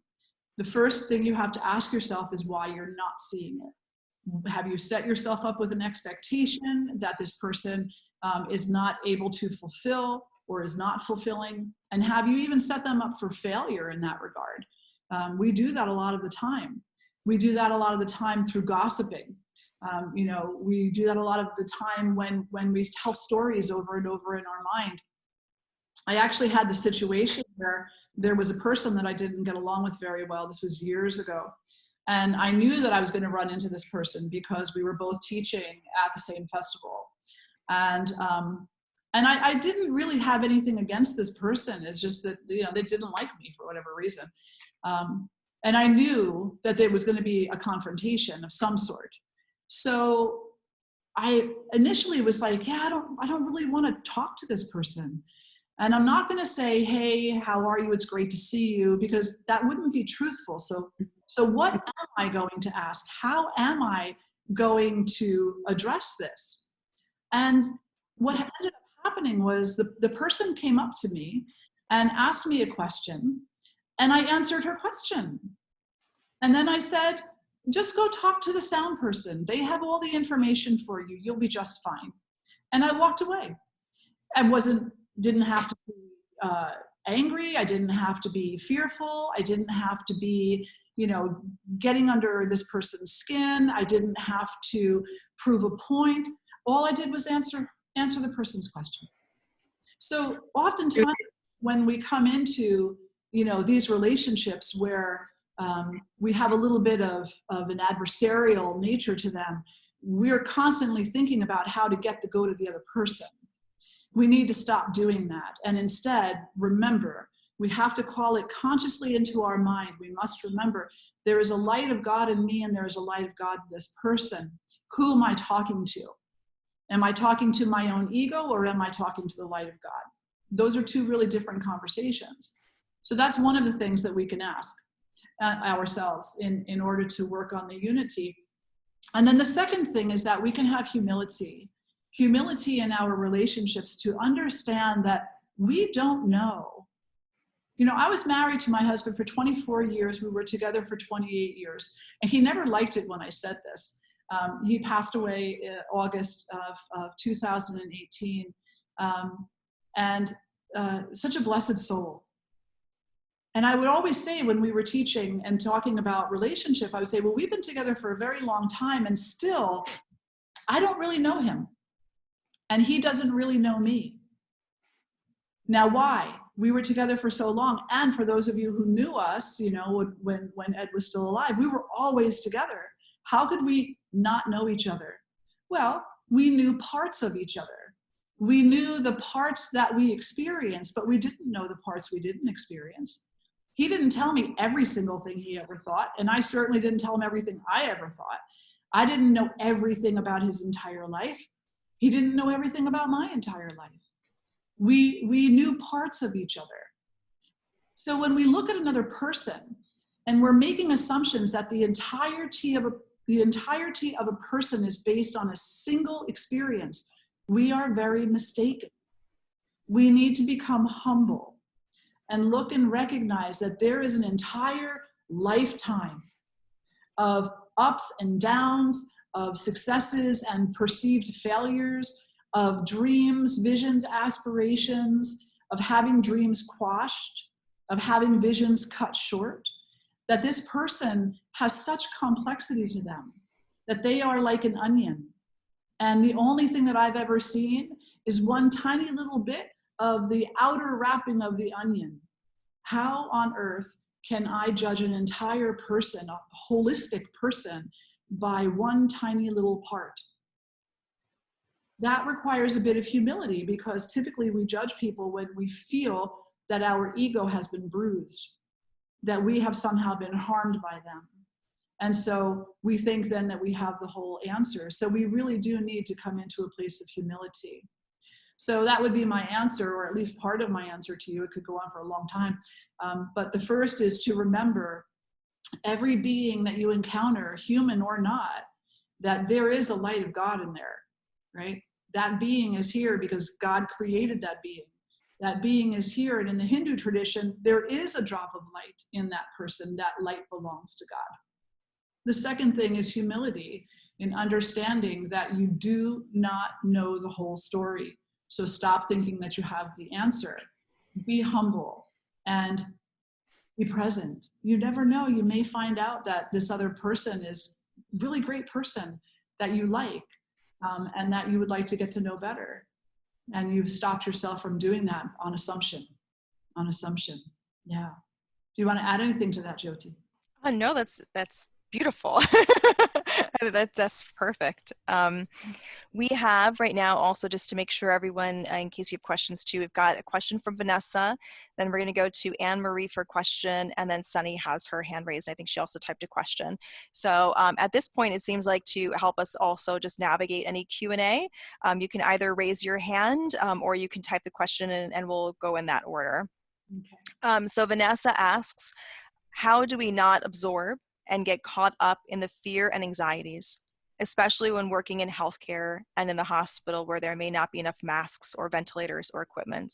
That's a really, really important question, Vanessa. So I'll just talk to you from my own personal experience. Right now, outside of teaching yoga and writing, I have daily contact, very high contact right now with the public. I work in a life-sustaining business. And so, I have to have also certain protocols. I'm not in the healthcare field, so I will say I'm not that high contact. But, same things, constantly washing hands, sanitizing, disinfecting. I come home, my clothes immediately go into the washing machine, I shower.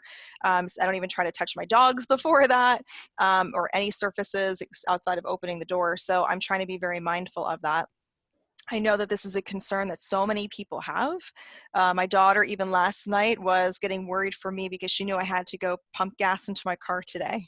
Okay, so this is a very, very real concern that that people have, and there is a lot of fear and anxiety.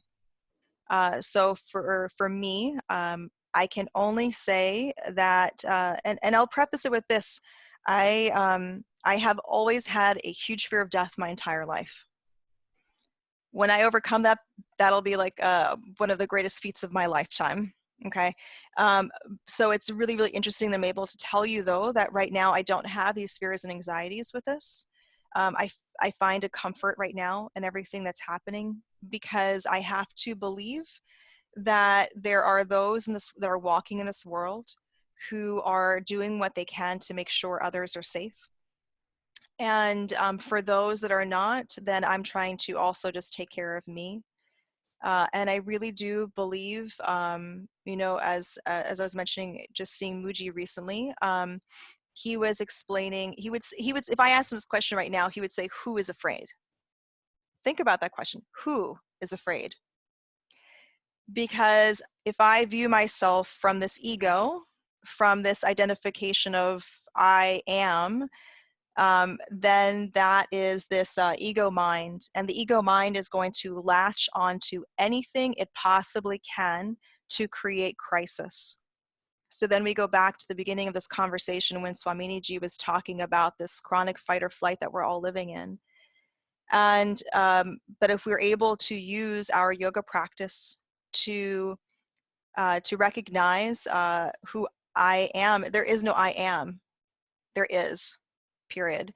If I'm able to sit more with that, that level of, someone else is mentioning groundedness, okay, that that level of connection, then suddenly I'm not going to be as bound by my ego, because the mind is going to latch onto anything it possibly can, any fear, any anxiety. And it's not just now, it's every day in life. We can all, you know, understand this, because we can either, you know, drive to work and have someone who cut us off, you know, and almost hit our car. We could latch on to that. Well, what if my car was hit? I don't have money to buy a new car. How long would it take for my insurance? How would I get the kids to daycare? How would I get to work? I wouldn't have money to pay my bills. I'd lose my house. So what if I got into an accident? What would happen to my family, my children, right? So it's so easy for us and normal. It's become part of our normal everyday life to take point A here and go suddenly to point Z, right? And think of every single scenario that could possibly have happened to us. And I say this because I was raised that way. You know, I walk into a situation and, you know, people I work with probably laugh and be like, oh yeah, because I look at every single way something could go wrong, and that's why I problem solve back in, right? And so I just can share just only from my own experience that I try to remember that this is an opportunity for a pause. That this time now is inviting me to understand what I'm not, okay? And to really just have faith in humanity, that everyone's going to be taking care of each other, because I don't have control over who's sanitizing and not sanitizing their hands. I can only do what I'm doing, and I can just now let go of going, I've taken responsibility for myself, and I can't control anybody else. I could go up to someone on the street and ask them if they wash their hands, and if they said no, what am I going to do about it? So I have to use my Yamas Niyamas to walk through this world right now. And I'm SwaminiJi, I'm not sure if there's anything you want to contribute to that. Yeah, I would agree with everything that you said. Absolutely. You know, it's you cannot help what other people are or are not doing. You can only do or don't do yourself. So you take the precautions that you can take. And if you've chosen to show up to do the job, then you show up to do the job with complete faith that that's the place that you're supposed to be, taking all the precautions that you can take.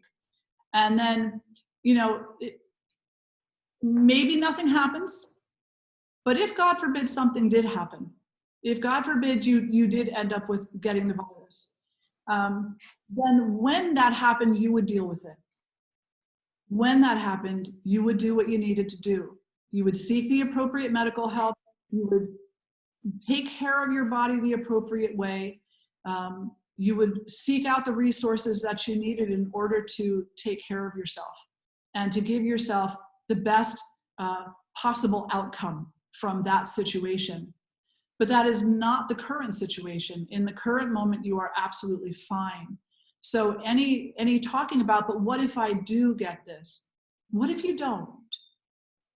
What if you don't? What if you don't get it? Have we thought about that as well? Have we given that equal time? That's like saying, well, you know, I'm going to live life the way that I want to live, and it'll be okay because on my last breath, I'll just think of God, and then I'll be, you know, reunited and all karma cleared. No, actually, right now is what matters. Right now. And then when we're walking down the line, if something does come up, because you're so fully in this moment, you will have the wherewithal to deal very well with whatever comes along later. And you'll also have the faith to potentially understand that there's a lesson in that and a lesson in everything for us. And so I hope that that was a bit helpful. And I know that what Jyoti said was absolutely wonderful. Which one is next, Jyoti? Okay, so we have Anne-Marie, and she asks, do you think the current circumstances could assist us in the concept of impermanence and groundlessness? Oh, yeah. Oh, absolutely. If we choose it to. So we have this beautiful gift. It's called free will. And it's kind of like we can stick our head in the sand or we can get out. Oftentimes when we're in a state of fight or flight, we're sticking our head in the sand. We're saying, well, this idea of impermanence, yeah, sure, it makes sense, but I don't like it. So why does it have to be that way? This idea of not having a continuous stable ground, I logically understand it, but I want the stable ground. But you want something that is not available. It's called fantasy.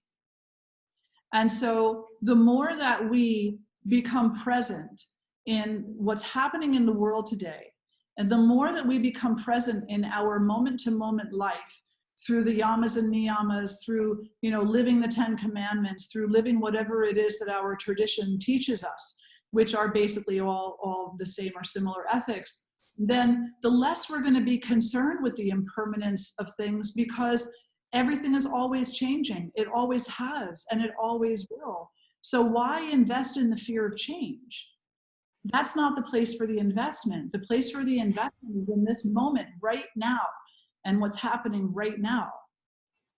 Again, and additionally with the impermanence too, is like, you know, well, I want everything to stay the same. You know, you fall in love with someone, right? And you're like, oh, I want to be with this person forever. Or you've been dating for a week. And you're like, the answer to my dreams, it's going to last forever. And then week 2, you're like, when can I get out of this relationship? You know, we long for the permanence, but we also long for the impermanence. The longing for permanence is the ego's wanting to control. The longing for impermanence is the heart's acceptance of what is. Mm-hmm. And it's a constant battle that's happening within us. So this particular crisis right now teaches us that nothing is ever the same. And here it is on a pretty big scale. So if you haven't gotten the message from everything that came before this, here's the message again. Everything is always changing. And the groundlessness, well, you know, you can do a lot of play. You can have a lot of interesting, wonderful experiences, and you can devote those experiences to coming into deeper relationship with God, with your concept of the divine. And you can, instead of trying to stand on a ground that is always changing, and proof it's always changing is that, you know, we have these tectonic plates on this planet, which are always changing. So there is no stable ground on this planet. Not really. The only stable ground is God. God is stable ground. The goddess is stable ground. So stand on that. And come to recognize that everything else is exactly what it is. And it's always different in every moment. Jyoti, do you want to add to that? That was just, yeah, it was absolutely wonderful. I love the word that you used, acceptance, because I think that that is such a huge word right now, is to accept the, what might appear to be the permanence and the impermanence of it, you know, and even the, even if the reality is not a permanence, just the way that we perceive it. And so the ability to just accept that life is right now what it is. And as you said, SwaminiJi too, in our daily lives, it's always that impermanence. And this is where our self-discipline really comes into play, to be able to just kind of continue to make the bed every day, even though it's doing the same thing every day. And then the day that our schedule changes, to just accept that with gratitude, that there's something a little bit different. And SwaminiJi, there was a question specifically going back to one of the earlier questions someone asked you. Sunny had said, would you have gone up to her first if she didn't approach you? Nope, no reason to. No reason to. There was nothing I needed to say. And so why would I put her in that position or myself in that position? Yeah, too often times we force ourselves. You know, too often times we put a false responsibility on our shoulders and we say, well, I have to be the magnanimous one and step up and to take this action. Why? Why do you have to step up and talk to someone who may not want to talk to you? You can give them their space, you know, and if you don't think that you can hold space for the light within them, then it might be a good idea to just leave them alone. So no, I would not have walked up to her first. No, not at all. And I'm completely at peace with that. because it wasn't necessary. It's not like I was going to walk up to her and you know, start having a great conversation and start telling her about how life was going and listen to how her life was going. I would have in that moment not had very much to contribute to her. And so why would I go there and pretend? Satya, right? Why would I lie to her about, you know, being happy to see her? Why would I steal from her?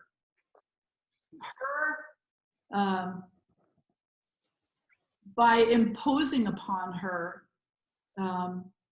my own need for, say, acceptance, or my own need for her to see me. Why would I want to steal from her in that way? She was having her day. She was there with her friends, with, you know, she was there to do her thing. Why would I want to impose myself on that? That would be stealing from her some semblance of joy that the day could have brought her. You know, we can go through the Yamas and the Niyamas, and those would be all of the reasons why no, I would not. But what about finding the God in her? Yeah, sometimes it's easier to see the God in people from a distance. Okay. Because the moment that we open our mouth, the ego comes out. Yeah, hello, Suni. Good to see you, love. Good to see you. Yeah, yeah. You know, Om is the primordial sound of the universe, right? That's the way that it's often described. And the way that I like to look at it is that Om is completeness. Om is the name of God. Om is God. Om is consciousness. Om is the sound vibration that is everywhere, including language. So if you really want to see God in somebody, just Om with them. The moment that you start talking in a broken language, you start breaking apart that Om, and it has a very huge tendency to become egotistical very quickly. Yeah. Jyoti, do you want to add to that? No, that's beautiful. Another question we have is, what is a good book on Yamas and Niyamas? Funny, you should ask. Someone's going to ask. So this is by Deborah Adele, and it's a very simple read, a very nice read. She gives lots of examples in there, and so this is available, I think, on Amazon. I'm pretty sure it is. Another one, which I don't have here with me, but actually one of my favorite reads is The Inner Tradition of Yoga by Michael Stone. Michael is passed on now. What a wonderful, wonderful author. In The Inner Tradition of Yoga, he talks about the yoga psychology of the Yamas and Niyamas, and he gives a boatload of examples. Really a wonderful, wonderful resource. And Jyoti, you probably know some others. Which ones would you suggest? Yeah, I was actually going to suggest also the Deborah Adele one. I love Shraddhananda. He's so wonderful at explaining different texts. So the Yoga Sutras of Patanjali. And then there's, if you actually Google, there's a couple free ones, but there is one by Vivekananda that you can get. It's a PDF file. And I want to say it's just shy 140 pages, but you can actually download that straight into your Kindle or your Nook on your phone or your computer. So that's and he gives again some nice explanations as well. Absolutely, yeah. Swami Shivananda also. Swami Shivananda is Mahasamadhi now, and in his lifetime he wrote over 325 books, all of which, or most of which, are available free online download. So if you look up Swami Shivananda books, he's got a few of them that also address the Yamas and the Niyamas, and you could download those as well. Yeah. Are there any other questions listed there? I lost my chat when I fell out for a moment. So. Oh, okay. Yep. No, we're actually that was it for questions. There's one private question, but outside of that, we're good. So. I think we were talking about that towards the end of the time. You're going to share a little bit more about, as we've been talking about, how to manage crisis through our spiritual practice. Yeah, and so let's give a little bit of a scenario, you know, and say, so a virus shows up in the world, right? And the virus originates in a country called China. And we think we understand that it was the result of a wild animal shop market and unclean conditions. And suddenly everybody in the world starts calling the virus the Chinese virus. Step one, stop calling it that. It is a nature virus. There are billions of viruses alive in nature right now. And to be perfectly honest with you and clear about it, the odds are pretty good that any one of those viruses can gain momentum for any number of reasons that are both within our control and out of our control, but that we won't know about until after the fact. So first, let's stop calling this the Chinese virus. It is a virus of nature. It is a natural occurrence. It came about as a result in some part of human error, but have we learned from that? You know, have we learned from that? Have our politicians stepped up, and have we stepped up to actually ask for cleaner conditions in our own part of the world? Have we learned from this, and are we growing as people from this? You know, not blaming another country for the presence of this. And instead looking at, okay, so the virus is here, and how do we slow its growth? How do we build our immunity? How do we best serve each other so that the most vulnerable among us are not left behind and not left to suffer? And so now this virus expands out from China, and it goes into other areas of the world. And it's something to be taken seriously. So now we're looking at this and we're saying, okay, so tapas comes into play here. The discipline of keeping your mind straightforward, not being reeled in to all of the flamboyant news articles that are out there. Go to a resource that is trusted, that you trust. And don't make it a resource that is always throwing bombs at you. If it is a resource that is always dropping bombs, then it is not the resource to be listening to, because it's not going to lift you out of the primal brain. It's only going to keep you there. You need to listen to balanced information and honest information, which you'll know because it will give you both sides. It will say, this is what we can do potentially, and this is what could happen potentially. But there's a lot of breadth and a lot of possibilities, not just these two. So looking for a balanced resource where you can get your information from. And now, you know, this virus expands even more into the world, and maybe it's in your own backyard. Maybe some of your neighbors are affected by it. And now you have the opportunity to step into Svadhyaya. You have the opportunity to ask yourself, what are the ethics, the virtues that I am asked to live by according to my tradition? And in this moment, am I abiding in those? Am I truly living according to my tradition? Am I showing up non-violently? Am I showing up with non-stealing? Am I making sure that I don't take more than what I need so that somebody else can have it who needs it? Am I being honest with myself about any role that I'm playing in this whatsoever? Am I remembering the light of God? Am I remembering that God is everywhere? Or am I now not talking to God? Am I denying the existence of that because of this, what we could call an inconvenience in the day-to-day operations of our economic system? Am I placing economics at a higher level of importance than humanity?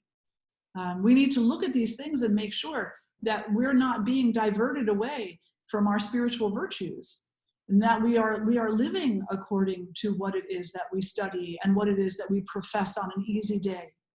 On an easy day, it's delightful to love everybody. On a day when you're afraid someone's carrying a virus, you don't want anybody near you. And it's okay to be isolated. It's okay to bring yourself into a safe isolation, but you can't do that at the expense of the people around you who need your service. You still need to find a way to serve. And I believe it was Swami Vivekananda who said, the fastest way to heal your own self is to be in service of others. So this wonderful story, this wonderful, drama of the virus, yes, it's going to wreak havoc, and it already is. And I just want to send, a heartfelt prayer out to all the families who have lost someone, to all the families who are currently afflicted, to all the individuals who are currently fighting for their life, to send them such a sincere prayer, and a humble prayer as well. Because until we are in that moment where we are fighting for our life, we will not know what it's like. So let's not deny, let's not deny the suffering. Let's not deny the potential of healing. Let's just be with what is. Let's be present to the journey of all other beings and the journey of ourself as well. And in doing so, if we do die tomorrow, maybe it'll be a good death. I know that sounds a little strong, but the reality is you can walk out your front door right now and get hit by a car. You have no idea when your time is going to come. So are you living in this moment the way your spirituality asks you to show up? Are you showing up that way? Yeah. I think I went off on a few tangents there, but that was... So Meiji, would you be able to tell me Shivananda's book, what was the name of that one? For the Yamas and the Niyamas? Yes. Let me take a look. I think it's Patanjali's Yoga. Let me see if I can find it real quick.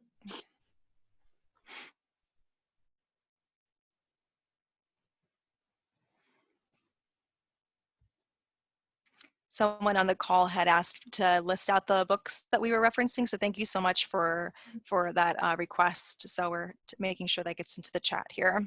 Absolutely, and he actually has a book called Yama.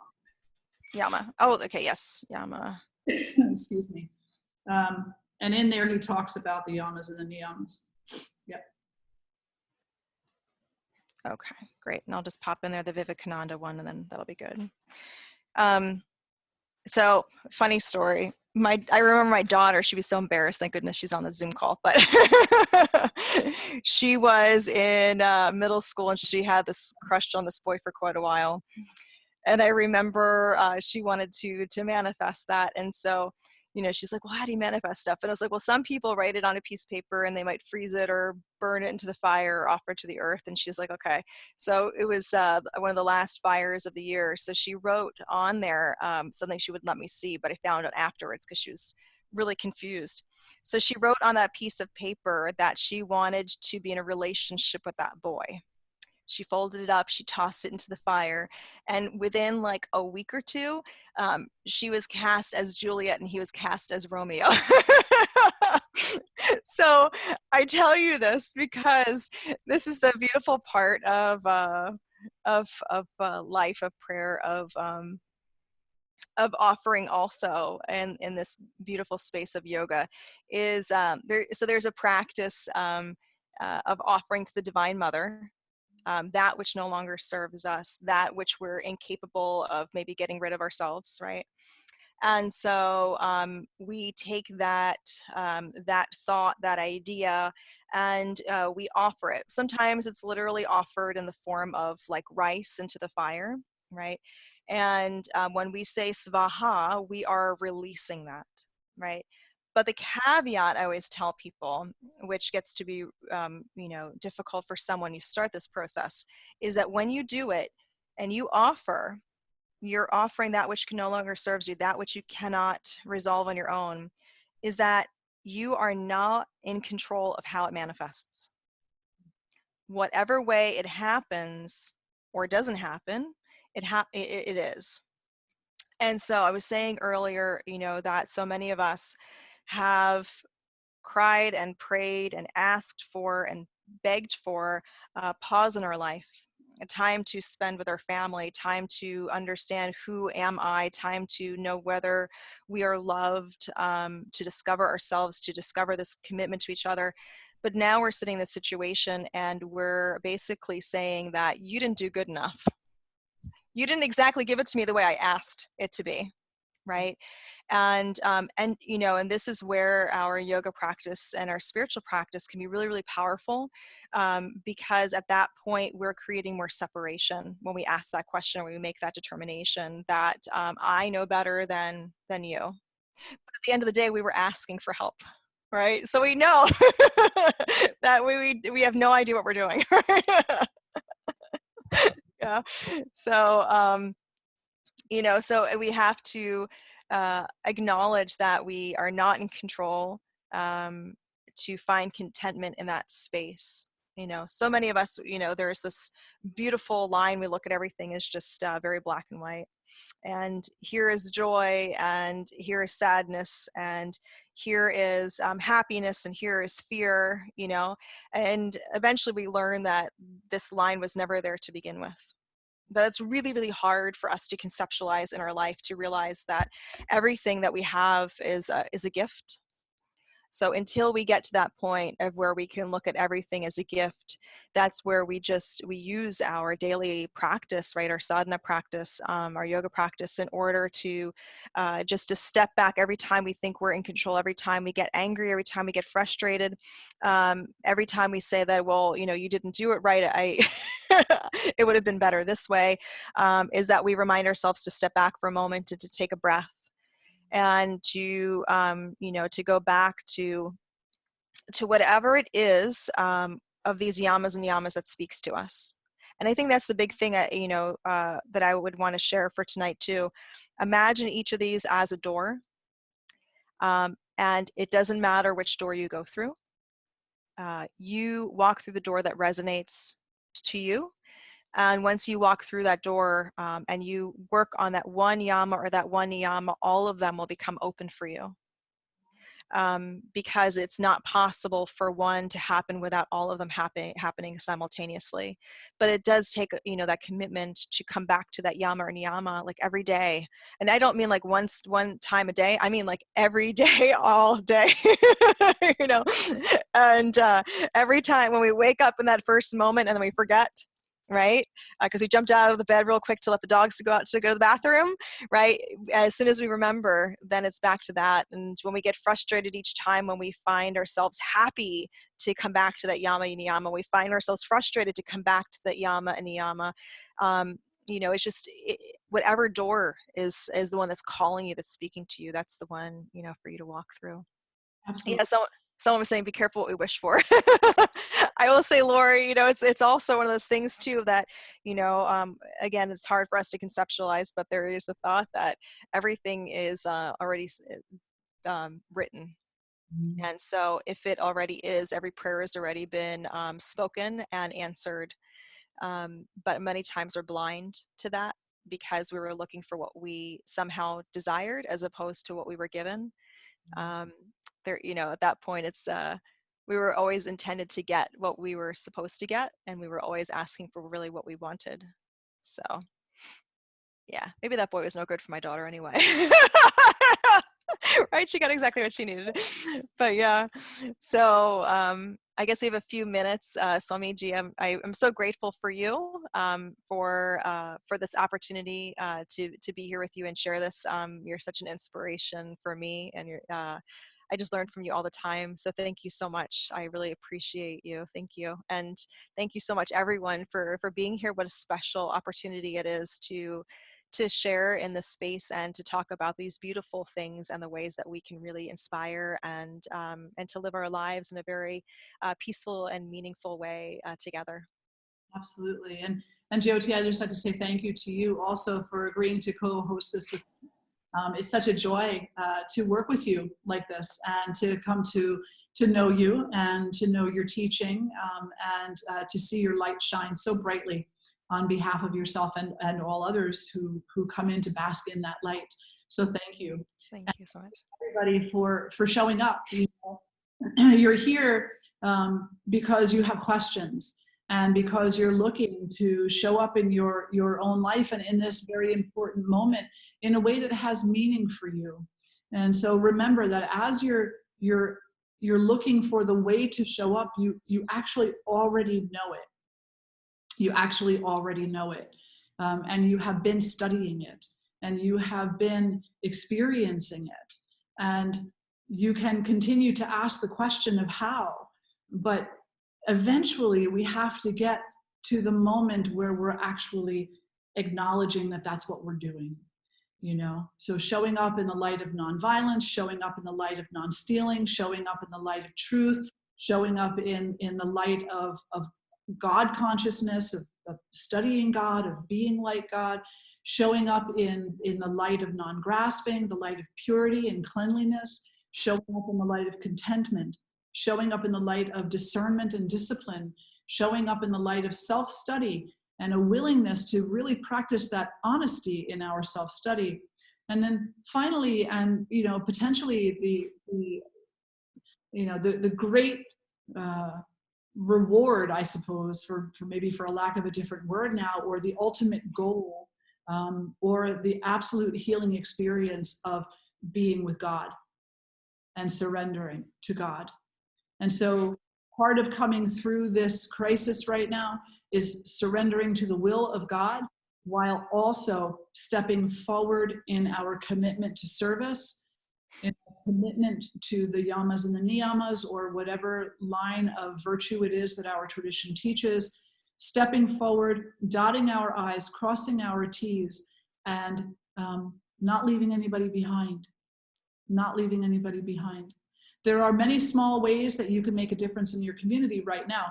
For example, you all have Facebook pages. That's how probably you're here tonight, is because you heard about this on Facebook. So now tomorrow, compile a list of local resources in your particular town and start posting them. Check in with friends and people you're familiar with and ask them if they're okay. Ask them what they might need. And make an effort to reach out to people to let them know that they're being thought about. Everybody wants to be thought about. Avoid posting negativity and avoid posting anything that does not have a resource associated with it. So if someone comes up and says, hey, I heard that if you drink really hot tea after coming into contact with someone with the virus, then the virus can't take hold. There's zero evidence of that. So don't post things on your Facebook page that have zero evidence. You want to post things that have been validated to some degree.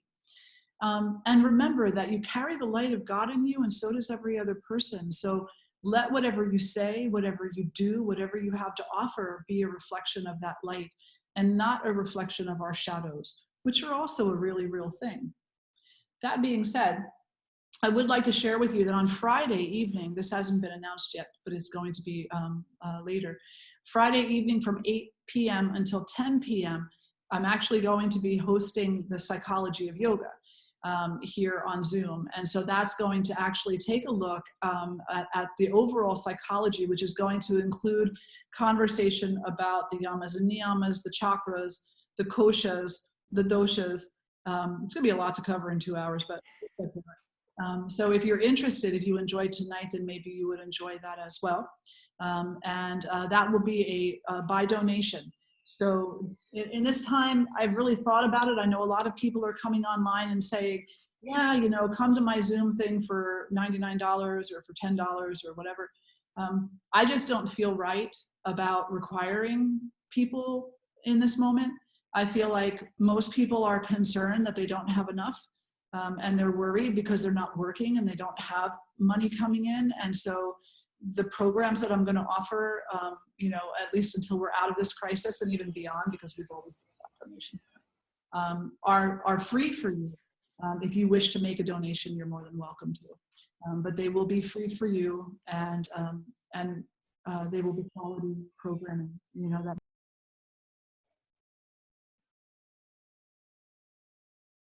Unmute. There we go. So I fell out again for a moment. Sorry about that.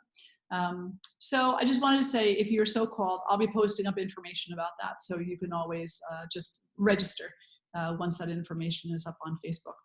And I see there's something on here from Suni.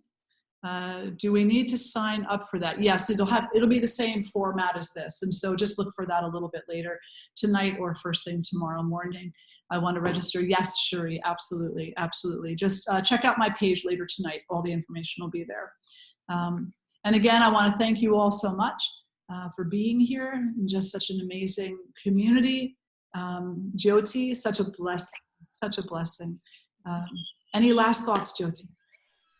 You guys are amazing, every one of you. And I just want to let you know that I love you, you're loved, and my husband's now waving dogs at me. So I'm equally loved by dogs.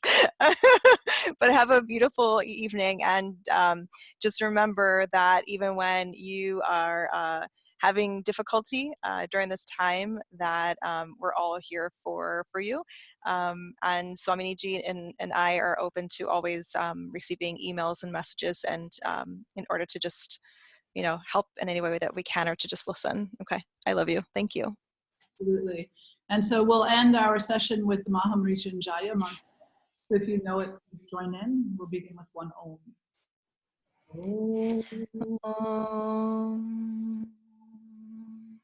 Om Trambakam Yajamahe Sugandhim Pushtivardhanam Urvarukamiva Bandhanam Mrityor Mukshiyamamritat.